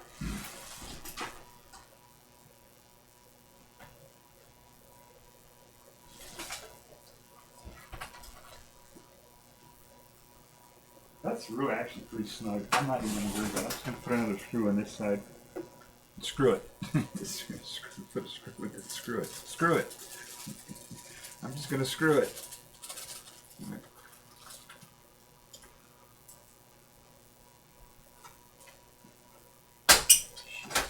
There we go.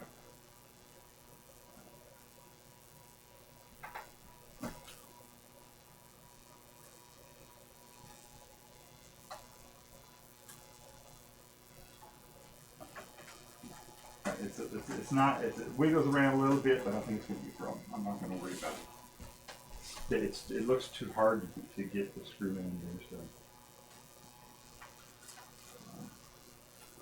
Let me take a look again here. See how it's got a little access hole here, but it's not very big. It's kind of hard to get in there. And if I can wiggle that enough. It's that's the screw hole is not lined up. I don't think I'm gonna be able to get that. That's good enough. I got those in there. I got them in there pretty tight. Let me double check them. Make sure I got them in there nice and tight. Don't want to strip the threads, but I want them nice and tight. All right. That's pretty good. So these little SSD drives, they don't even have to go anywhere. They can go wherever they want, really. They're really light. The main thing is you don't want them banging into something else. You know, there's one tied down somewhere. So you solder connector with the little L shape. It's going this way, so plug it in. And you got to get power to it. Again, the larger connectors for power. The L shape again. Plug that in. You see what I'm doing there? Smaller connector is data. Larger connector is power. And I'm just, there you go. That's it. That's all I really need. I don't really care. As long as I'm not, shipping this somewhere or something, it's just going to be sitting on a desk. I'm not going to worry about it. I could put some bubble wrapper around it or something. I have some bubble wrapper in here. Let me see.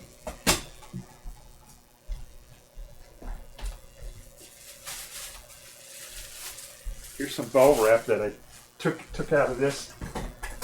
That I had a drive laying in on the bottom of this thing. I could probably just wrap it in that. There you go. That's all you need. I don't think heat dissipation, I don't think there's a problem with it either. Maybe the bubble wrap might be a problem. I don't think so. That's good enough. And this little connector here, again, I don't know what I'm going to do with that.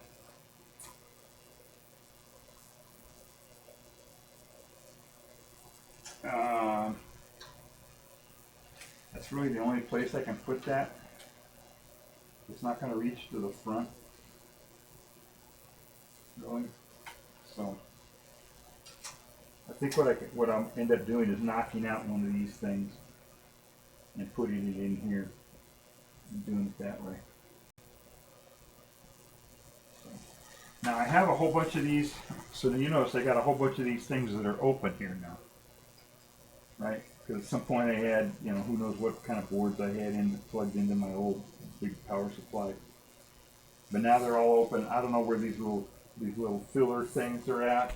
So what I use is I just take this, again, this metal tape and just use that on the things.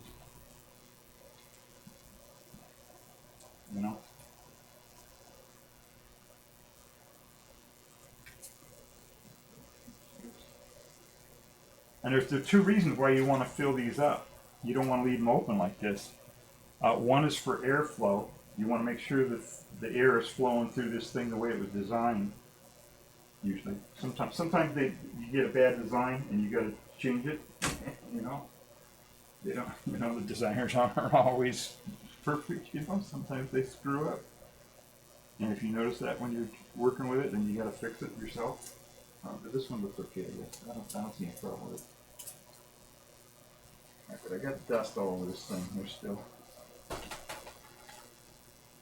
So I just fill these up with these. Oops, that wasn't big enough. I'll put another piece in there.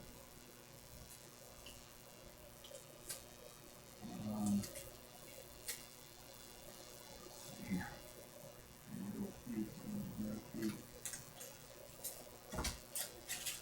This is not. It's kind of kludge here, but that's okay. It's going to work.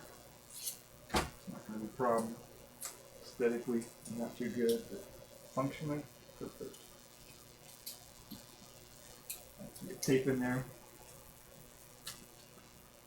Another piece of tape, another piece of tape.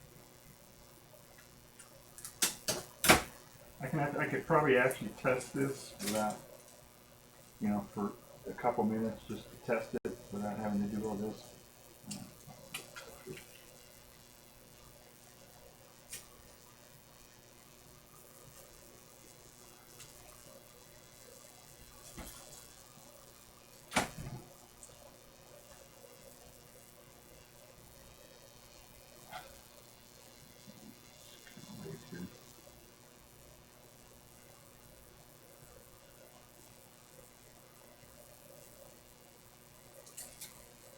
All right.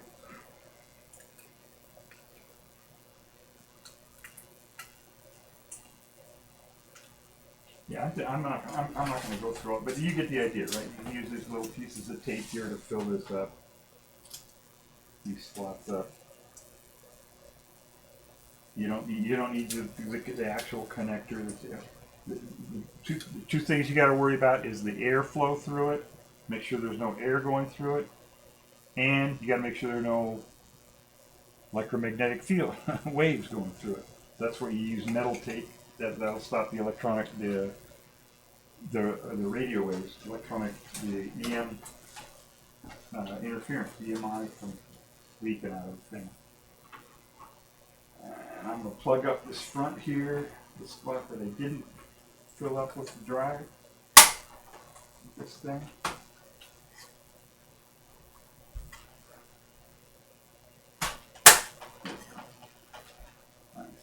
I still got a leak there. I'll figure that out later. I think that's it. I don't think I have to plug anything else in here now. I think we're all set. So let me get, so now we need a keyboard and some monitors and stuff like that.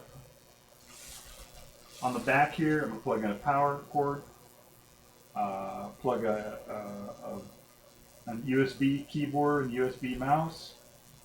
I'm going to plug in, my connector here. I got a the DVD to HDMI connector.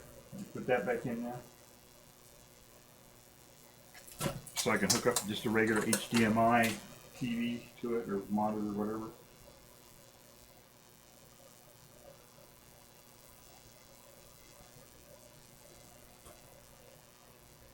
HDMI is the newer, or whatever, a little bit newer standard. VGA is this little connector here with 3 rows, kind of a D-shaped connector. And HDMI is this little connector there, kind of distinctive. Alright, so I will hook up, maybe I'll hook up 2 monitors. I've got a monitor here that does not work very well, but I think it will work well enough to test it. So I'll plug in power, I'll plug in a monitor here, HDMI, maybe I'll plug in a VGA, and a couple USB for the mouse and stuff, and then I'll figure out the audio later. I don't know if I have any speakers around that I can plug into that. So, all right. So I've got a monitor. Check that out. What does that need? Yeah, it just needs a real power connector.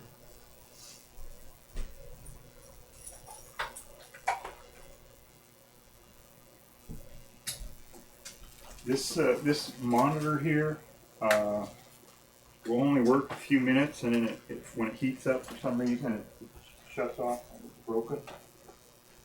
But it should work long enough for me to test this, I hope. Put that in over there.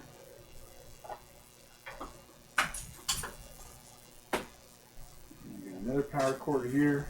It's got a ball on it for some reason. And you got when you're using these connectors, just a pro tip, when you're using these standard power connectors, you got to make sure they're rated strong enough for what you're plugging them into. I took one of these that I had laying around once and plugged it into a laser printer, which drew a lot of current. I don't know how many hundreds of amps that it drew. But the damn power connector, this power cord itself, was only rated for a couple amps. and the printer apparently was pulling, you know, 5, 10 amps or who knows what it was pulling, and the cord itself just fried. It was a big fire hazard, you know. So this isn't going to pull that many, but let me just look at this just to make sure that it says how many amps. Shielded 10, okay, that's the size. 10 AWG. So they're going to make us look it up? I don't know. Doesn't say how many amps. 10. I think that's big enough. That's pretty big. That's a pretty big size cable. So that'll work. Alright. Here we go. I'm not going to put the, you should put the sides on it. I'm not going to do that right now because it might not work. But I'm just going to power it up just long enough just to see if it works. Now what do I need? Oh, I need an HDMI cable here. Let's see if I get one of those. No, all right. I'm going to go find that HDMI cable somewhere. All right, be right back.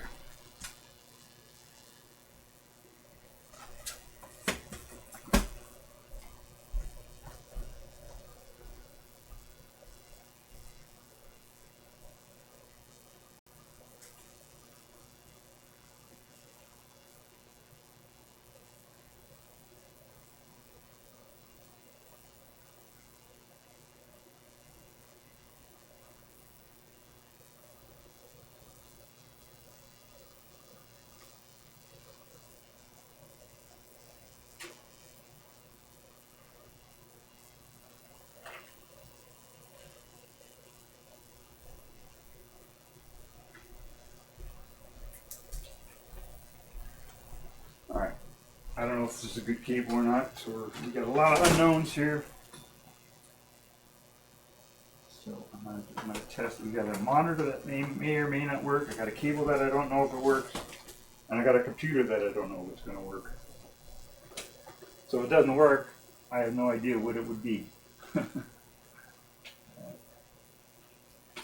All right, so everything's plugged in there. Okay, now let's see. I need a keyboard and a mouse. Okay, here's a little mouse. So I'll plug that into one of the. In fact, I could probably plug that into the. That'd be a good. I'll test these things, see if they work, right? I'll just plug it in here.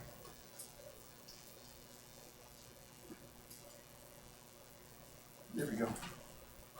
So that'll test my external USB connectors. And let's see, keyboard. I got a keyboard over here.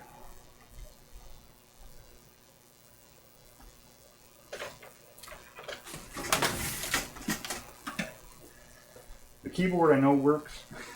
So at least that's a known that I have.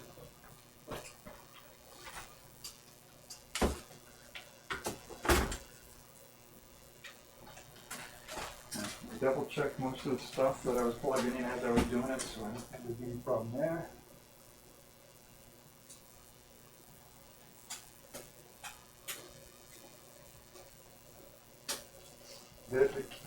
Things like keyboard and mouse, stuff like that, you can just plug into the old, you know, USB 1 or 2. It's not, you don't need high speed for those things. But stuff like my camera, my graphics tablet, things like that that use a lot more bandwidth, you got to plug into the USB 3. All right, I think that's it. Let me plug. I got to plug them into the power. Okay, tell me if you see smoke. Plug in the CPU first. PC. Plug that into power here. I'm using a power strip because these aren't like these aren't like a, you know, they're not pulling like kilowatts or anything. So I can use a power strip for this. Okay, so far so good, no problems. All right, I got a light on my monitor. Let's see if the power switch in this works.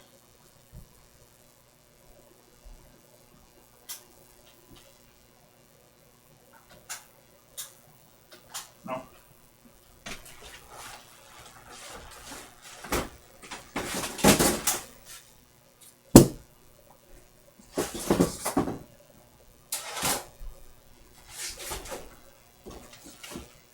All right, so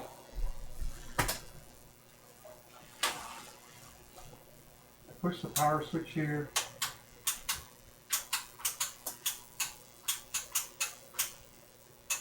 And it's not working.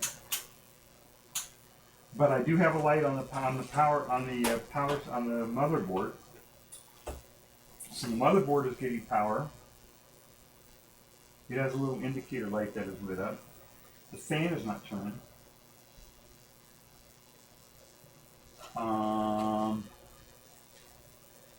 Okay, so the power connector is connected there. I have both power connectors that are connected pretty firmly. I don't think I have any problems with those. I have a power indicator light on the motherboard, but the power switch itself is not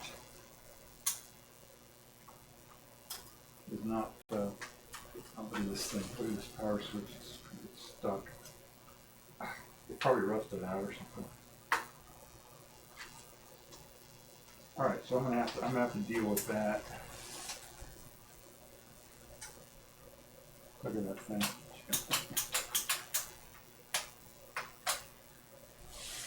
So that switch may have rusted out. This has been sitting around for a long time. I don't know. This may have been in the basement for a while. You know. So it's probably just the power switch that is not working on this thing. So what I could do.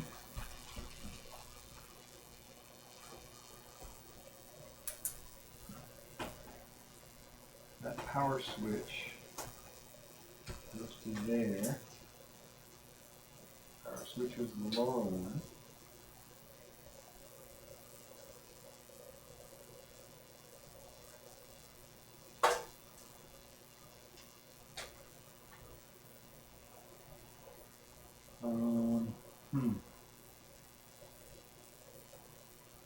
Okay, what I'm going to do is I'm going to check that power switch to see if it is actually making contact. So I'm going to have to use a meter. This is getting more complicated. Sorry. I thought it was only going to take an hour. All right.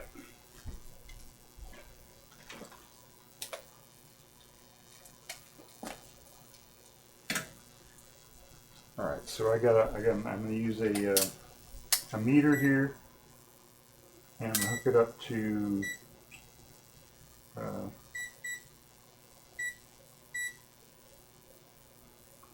for just to check continuity. That's all I want to check over here. Okay. And what I'm going to do is pull out that little connector, that power switch connector.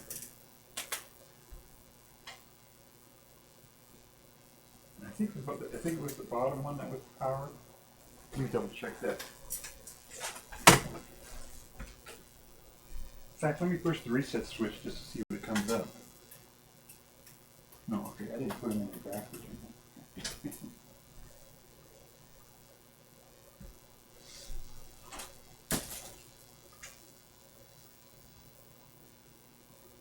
Power switch was brown.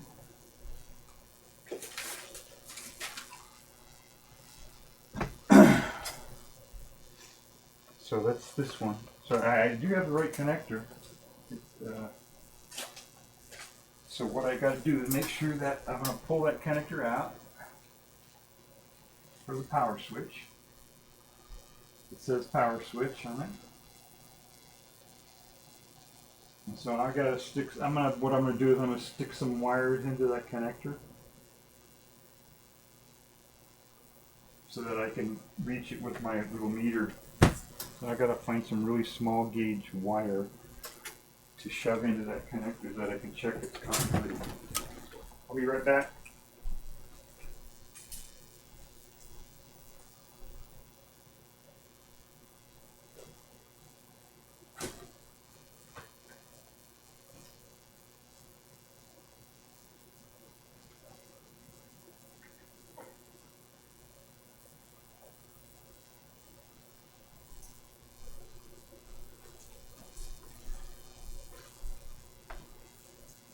Alright, so I found some small gauge wire.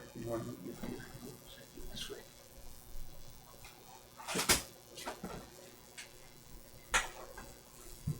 So I got just this tiny little piece of wire here. And what do I? Is my mic still on?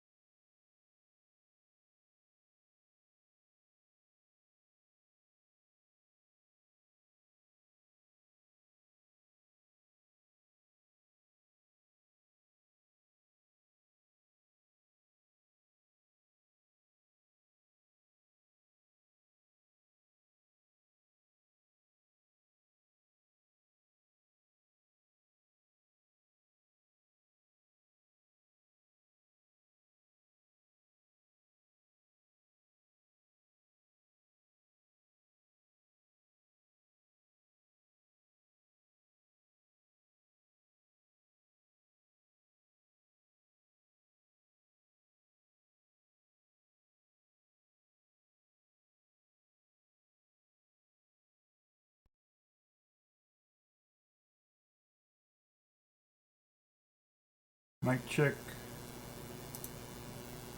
Alright, did that fix it?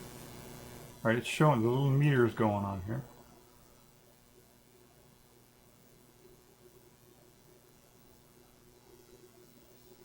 But I don't hear it anyway. Mic check. Mic check. Mic check.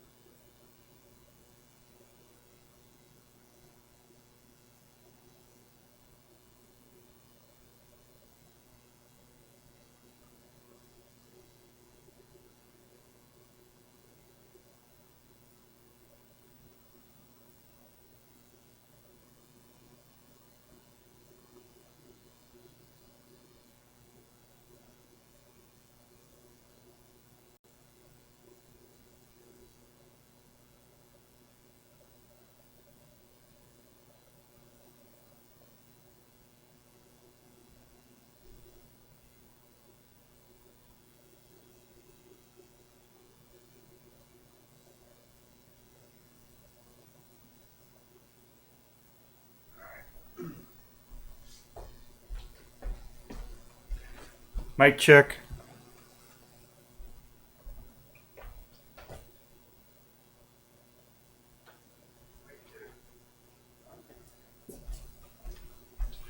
It's working. I don't know if I'm in sync. I'm going to check my sync here real quick. Sorry, technical issues.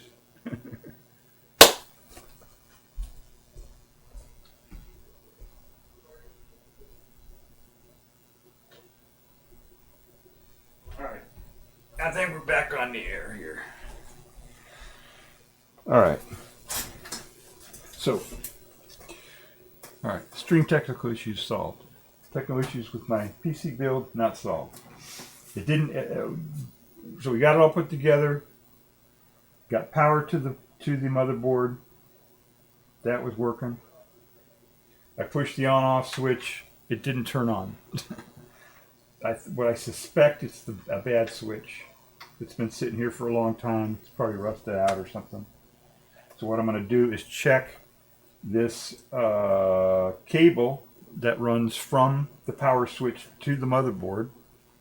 I'm going to take little pieces of wire, shove them into the end of there, hook up my little continuity tester, push the switch, see if it beeps, and see if I got continuity, see if the switch is working. Okay, that's what we're doing right now. I found a little piece of wire, so I'll strip off a little bit on the end of it. Don't do this at home. I'm not using a wire stripper. I'm just using wire cutters to do this. Don't do this at home.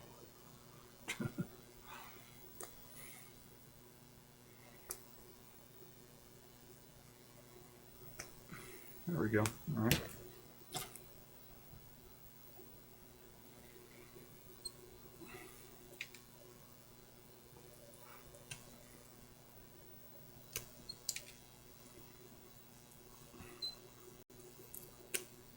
All right, so I got two little pieces of wire. I will plug them into this connector, to the end of the connector. Sorry, I can't get this too close for you to see, but you get the idea, right? There's a connector here, and I'm plugging these little pieces of wire into it to so that I can test to see if this switch is making continuity or not. So separate them so they don't short out. All right, and the polarity should not make any difference. It's just a switch. I don't think there's any electronics or anything in that. So we'll hook. Maybe I can just wrap this around this. Yeah. All right, so I got one there. Hooked in there.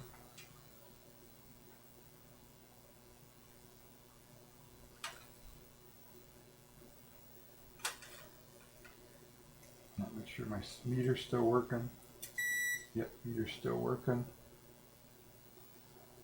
Shit, I lost one of my wires here. There you go.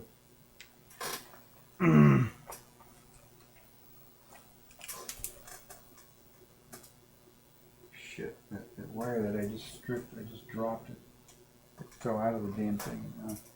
There it is. Okay, got it.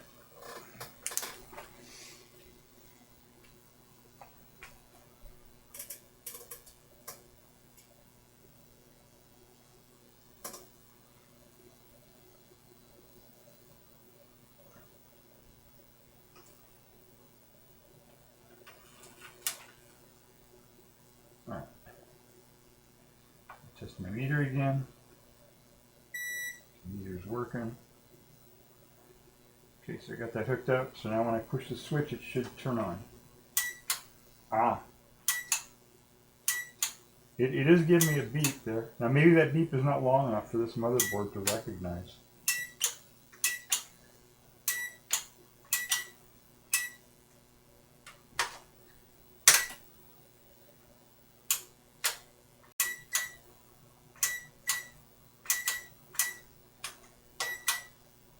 That should be enough. I think that should work.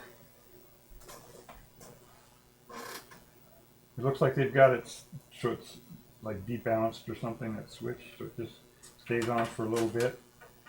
So that should work, and it's not. I don't know why. I could try flipping it around. I don't think the polarity should make a difference, but maybe it does. Maybe they've got some electronics in there.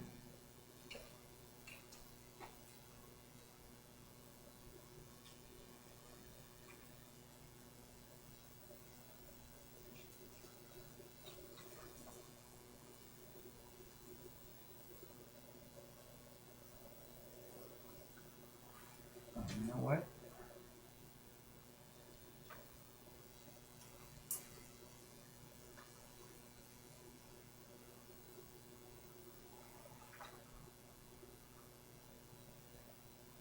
I think I may have had that on the wrong pins there, actually.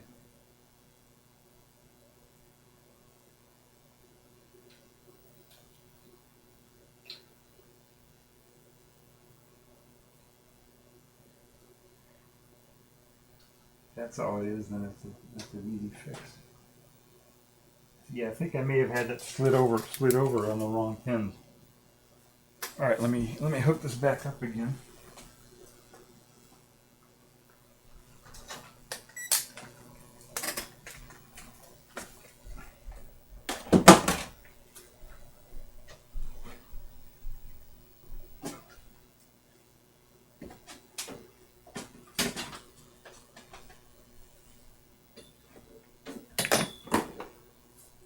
Okay, we're going to plug the power back into this thing. Because I unplugged the power when I was messing around with it there. We didn't want it to screw up. Alright, everything looks good. Alright, got a little LED on the motherboard that's lit up to tell me that there's power getting to the motherboard. We're going to try hitting this again. No.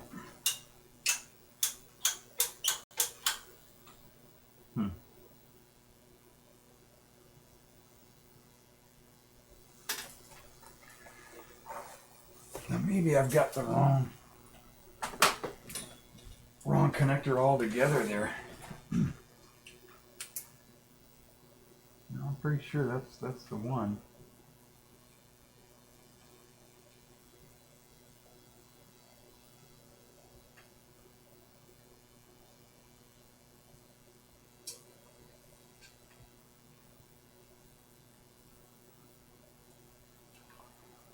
Pretty sure that's the one where they were all plugged into.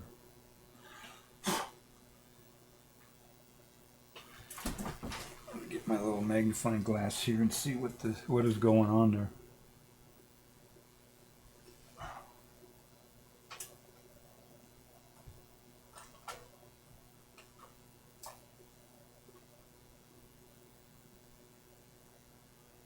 Front panel.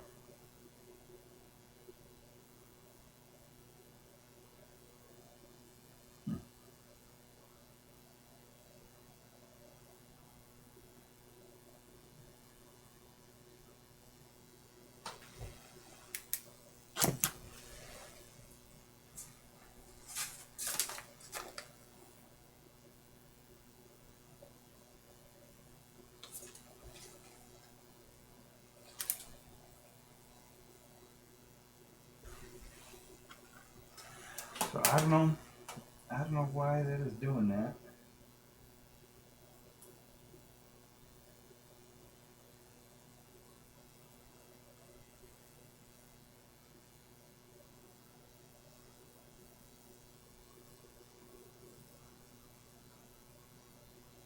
All right, it's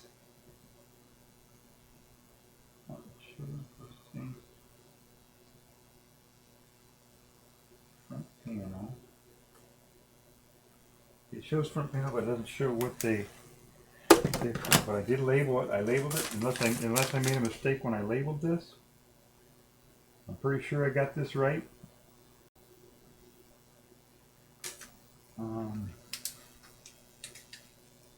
But we'll try again here. Power switch, reset switch. All right, reset switch goes there.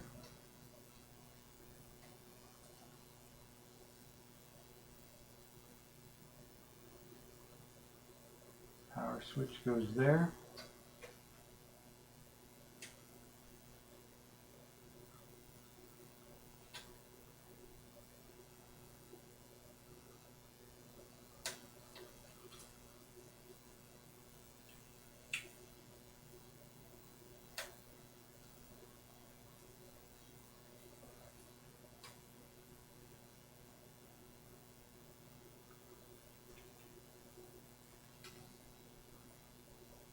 Now let's try again.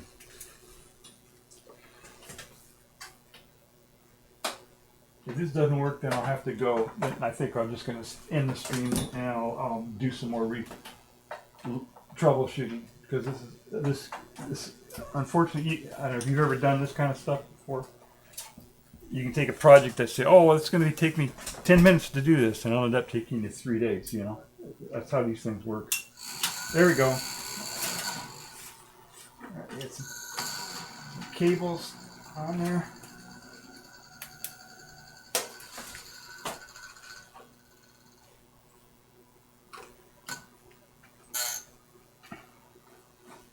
but it is going. Oh, and we got, look at this, it's booting up. Shit, you got some cables leaning up against that fan there, but it's booting up. Look at this. See this?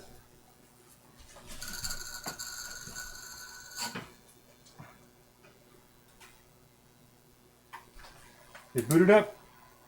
Da! Can you see that? God, I can't believe it. I must have just had that, not had that connector on there. It booted up. Let's see if my mouse works. Mouse is working. It's pretty wild. I got to adjust the mouse because it's too sensitive. But the mouse is working. It booted up. So the mouse is working, which means those external USB things are working. Great. Let's see, the keyboard works. Keyboard works. So we're all set. All right, let me log in here. Hang on just a second here. I got to. Here, let me give you something else to look at while I log in.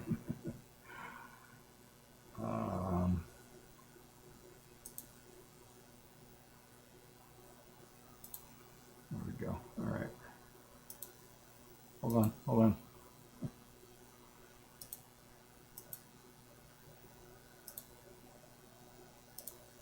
Here you go. Here's a little article about Herbert Hoover. About, oh no, this is Herbert. Just Herbert's general. Let's see here. Calvin Coolidge. There you go. Here's Calvin Coolidge. You can read about Calvin Coolidge while I log into my computer. All right, and I'll turn the mic off.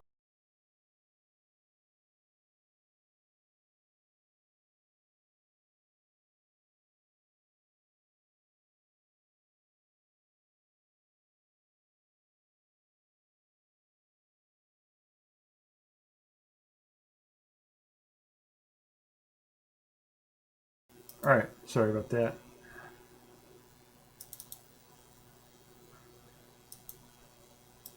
We're back.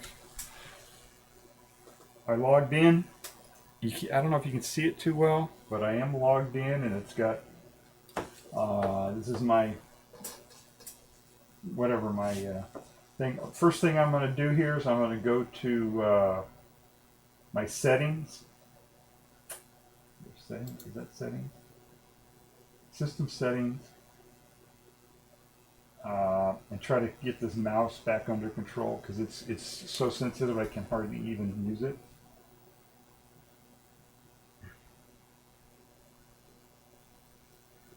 It's recognizing both drives, so that's good.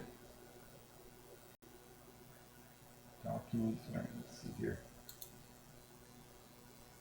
Applications, computer.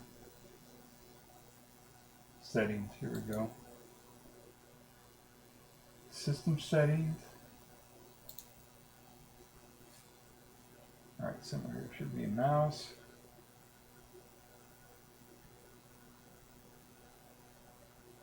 Hardware input devices. Okay, hit input devices, find mouse, and slow this puppy down because it's just too wild for me here. Pointer speed, I've got that all the way down to minimum, and it's still wild. Look at this thing. Okay, I don't know what else I can change. I've got it down to the minimum, and it's still kind of wild, but it's better than what it was, I think. All right, there we go. Okay, this is a little bit better. Actually, it's probably too slow. Shit.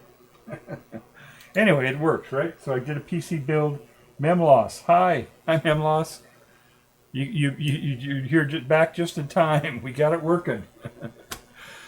I had a little problem with actually getting it to start up. I thought it was a switch problem, and it, as usual, you know, you mess around with it. I couldn't find out what the problem was. I put it back together and it worked. So probably I just had the thing plugged into the wrong, you know, connector or something, and didn't notice it when I was troubleshooting it.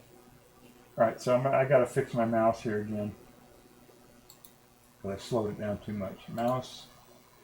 All right, pointer speed. I'll click it up a little bit more. Let's see here. Apply. All right, that's a little bit better. But it works. So that's very cool. Minimize. Restore. Maximize. Here. All right, let me see if I can run my. I use Kden Live, so that's, so let's see if that works. I got to hurry up because this monitor's gonna crash at any second. This monitor doesn't work too well, and when it warms up, it goes blank. So I'm not sure. So it came up here with Kden Live. It's working. I've got my Kden Live. Let me see if I can load in open a video here. Open. Something that I was working on. Last Days on Mars. Here's what I used to set up for my interview, or for my review of Last Days on Mars. I built a clip here, and there it is. So, got a video editor here with 20 years, using at least in part 20-year-old hardware. The motherboard's probably the newest thing here. This mouse is a 50-cent mouse. Who knows where I got that from? Keyboard, Belkin, right? Another cheap keyboard. So the whole system is, free basically. I just put it together with junk that I had laying around. But it works. My video editor is here. I can scrub it. I can play my video. I don't have my sound hooked up. That's minor, right? That's not very hard to do. But here you can see the clips. I don't know if you can see this here. Let me make it big here. There. These are the clips that I used when I did my review for Last Days on Mars. And what I do sometimes when I do a review is I'll take the clips that I want to show and I'll put them, and I'll use my video editor, put them all into one video. And that way it's a lot easier when I'm streaming to get to what I want. But it's working. Look at that. So very cool. and then here's the timeline for my video editor. Right, I can go to different places. I can cut and do, so it's working just fine. It seems pretty responsive. Look at that. See, it's, the only thing that's is going to be slow on this thing is when I actually render the video. As I'm editing it, it's pretty good, This is a was it i5 something, I don't know what, Intel i5 something, running at 3 gigahertz, but it doesn't have a video card in it. It's just using the standard Intel 2000 HD, whatever it is, video, which is not good, which is not very good, but it's good enough that when I'm editing, it's responsive, it works. The only thing that's slow is when I actually render the video, and what that requires a lot of GPU time, because it's taking the video's frames frame by frame and encoding them and doing, so that to render a video takes longer. I think takes longer than the video itself, or about the same time as the video itself. So if I make a 1 hour video and I have to render it, it depends on what's in it, right? But it'll take about an hour to render the video and actually get an MP4 video out of it that I can then use for stuff. But it worked, so that's good. I'm glad that I got success out of that. All right, let me shut this down before I lose my monitor. We shut down. Yep, shut down. There we go. Let's see if it shuts it down automatically. Yep, it did it. It shut it down automatically. Cool. Very cool. All right. A little bit longer than I thought it would take me, maybe an hour and a half. It's taking me 2.5, a little over 2.5 hours. I was talking a lot too much, as usual. All right. Cool. We got a success. We got the thing working. So I'm happy. All right. Let's see who we got here. All right, we don't have enough people to rate out. So, is there anything else that I could do? I didn't. Oh, I did. I did show. Yeah, I did show. Show a page from. See my page here from. Whatchamacallit. Why is that still on there?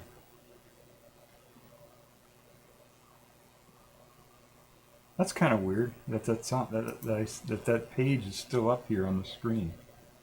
Why is that up there? What have I got? What have I got here that was?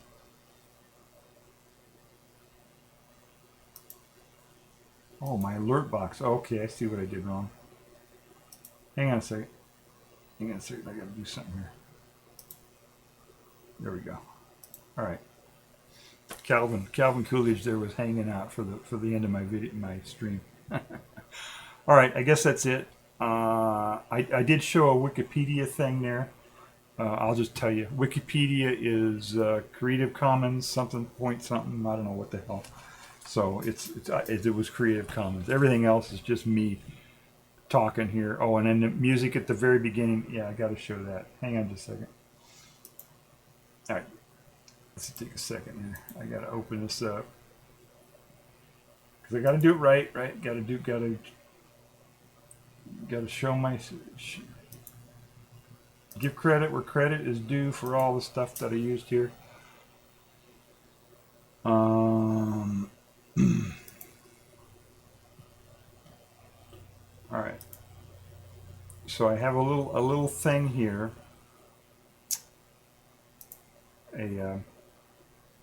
That I use for giving credit.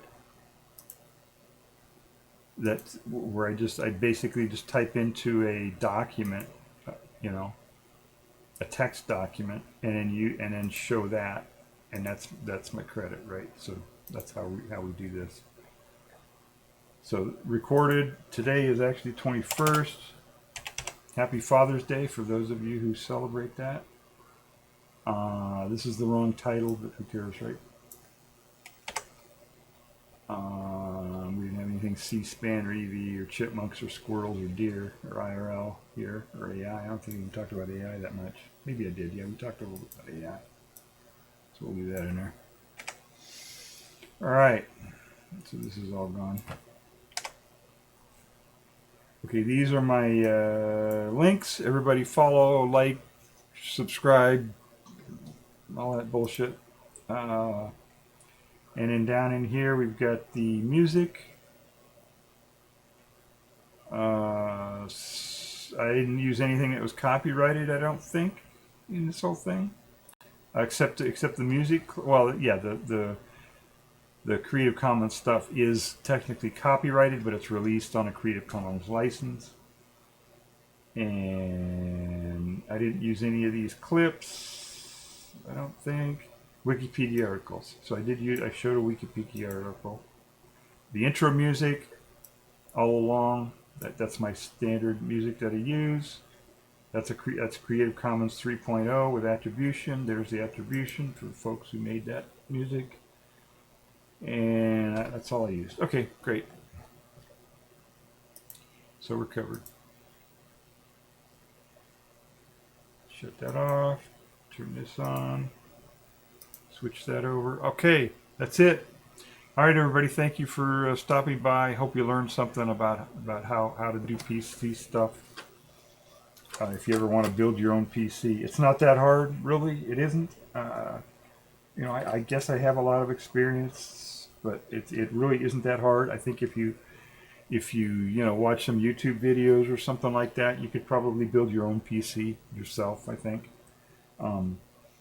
Maybe what you might want to do is look at older videos on how to build a PC, and they'll talk about some of the older stuff, right? The older motherboards, the older connections, like I did tonight, and maybe some newer ones to see what the differences are between the newer and older, or rewatch this video, because I think I covered a lot of it in this video. It's not that hard. You can just go to yard sale. A lot of times you find computers at yard sales, old computers that people, maybe they stopped working because the hard drive went bad or something's really stupid. You can buy an old computer, even if you just get it for just the case, and then you can put the motherboard and the other parts into it to make it work. It's not that hard, and you can save a lot of money. So this virtually didn't cost me anything. I had money into the motherboard, or the PC itself was like $50, I think, or less. And then I had to put some memory and some other stuff into the motherboard to make it better. But it really wasn't that much. So, and the rest of it was just stuff I had lying around here. And the hard drives were from my old video editor, which works with this motherboard without a problem. So, well, that's good. All right. Let's see. Do I have to do anything else? No, I don't think I have to do anything else. All I have to do is go to closing and get out of here. All right, everybody. Take care. Thank you very much. Oh, shout-outs. Yeah, I got to do shout-outs. Almost forgot. I always forget shout-outs. Shout-out Memloss. Memloss is a streamer on Twitch, like me. And he does... lately, he's been doing a GTA 5, which is Grand Theft Auto 5. And that's his thing. He has done IRL in the past. So everybody give Memloss a follow. And we had Ivan Neo in here earlier. Ivan Neo is a science streamer also, and he also streams about philosophy. He's used to do physics, like high level physics. He was what was it? Quantum field theory, I think, was his deal. So and he talks about it. Last night we talked about that. He streams on Saturday night, and he also likes to talk about philosophy. So everybody give Ivan Neo a follow. And we've got Walking Stick Library popped in. Should give them a follow. In fact, she's probably on right now. Let me see. Let me check, see if she's on. No, she's off already. Yeah, so she was on earlier, and she popped in to say hello in her chat. So everybody give Walking Stick Library. She's into library science, and I think she used to be a librarian, and she goes on and during her streams she picks one or two subjects and does a deep dive and does a whole bunch of research into them to find out what's going on. So that's if you want to learn how to research stuff, that's a thing to do. Who else was on here? Oh, I'm trying to remember. I saw some people who were lurking, but I don't know if I don't think I want to out them as lurkers. Yeah, I think that was it. Okay, everybody. That's it. Thank you very much. Let's see. We're not going to do a raid. Hang on. Before I go, I want to make sure I got everything in here. All right. All right. Those are some of my links. Go to Double Tribble. I prefer that you watch my videos on doubletribble.com. You can watch them with no ads. You can watch them completely uncensored. YouTube or nobody else is trying to censor them, as they often do with my videos on YouTube. So you can watch them uncensored, no ads, nothing. And you don't support billionaires. It's just me and my little website. So prefer that you watch them there. But if you want to watch them on YouTube, I'm at doubletribble-yt, because somebody took double tribble on YouTube. I also have a YouTube channel called KXQE, and occasionally I'll edit videos down. And now I'll use my new editor that I just built here. All those deer from my last stream a few days ago when I showed you all the deer stuff. I will take those videos and maybe add some videos that I didn't show you on the stream and mix them all together, and I'll put that up on KXQE, maybe, probably. and then you can watch it a lot more comfortably than having to sit through a 4-hour stream to watch a stupid deer. All right, I guess we're all done. All right, thank you, everybody. Everybody, take care. We're out of here. Bye.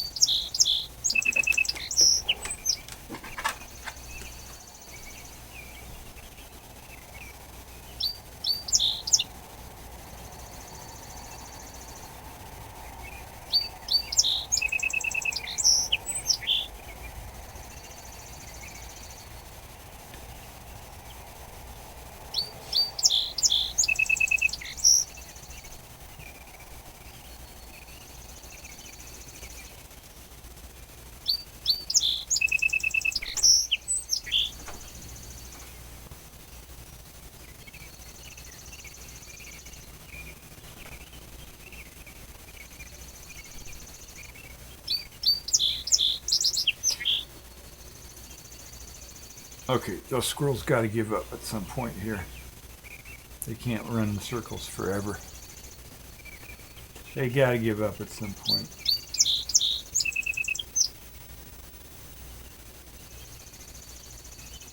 All right, maybe this next time. No, no, one more. Here we go. No, no, no. One more, one more. No.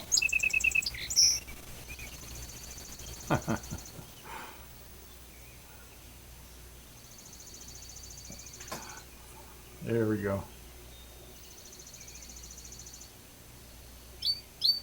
No, they're going to keep going.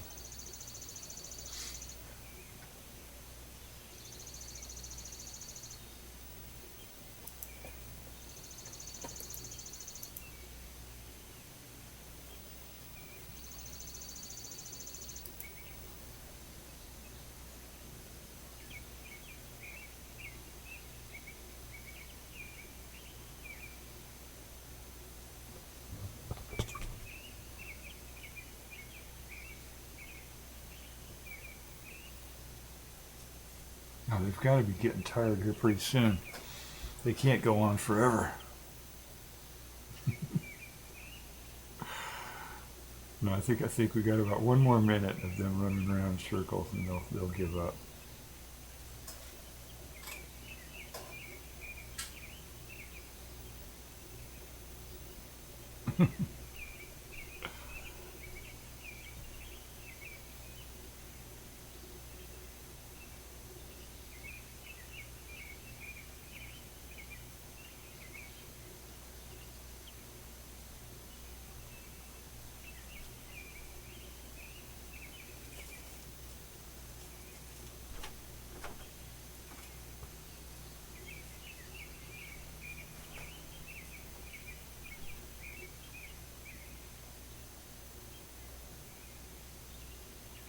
They're just full of energy, aren't they? They just run and run and run.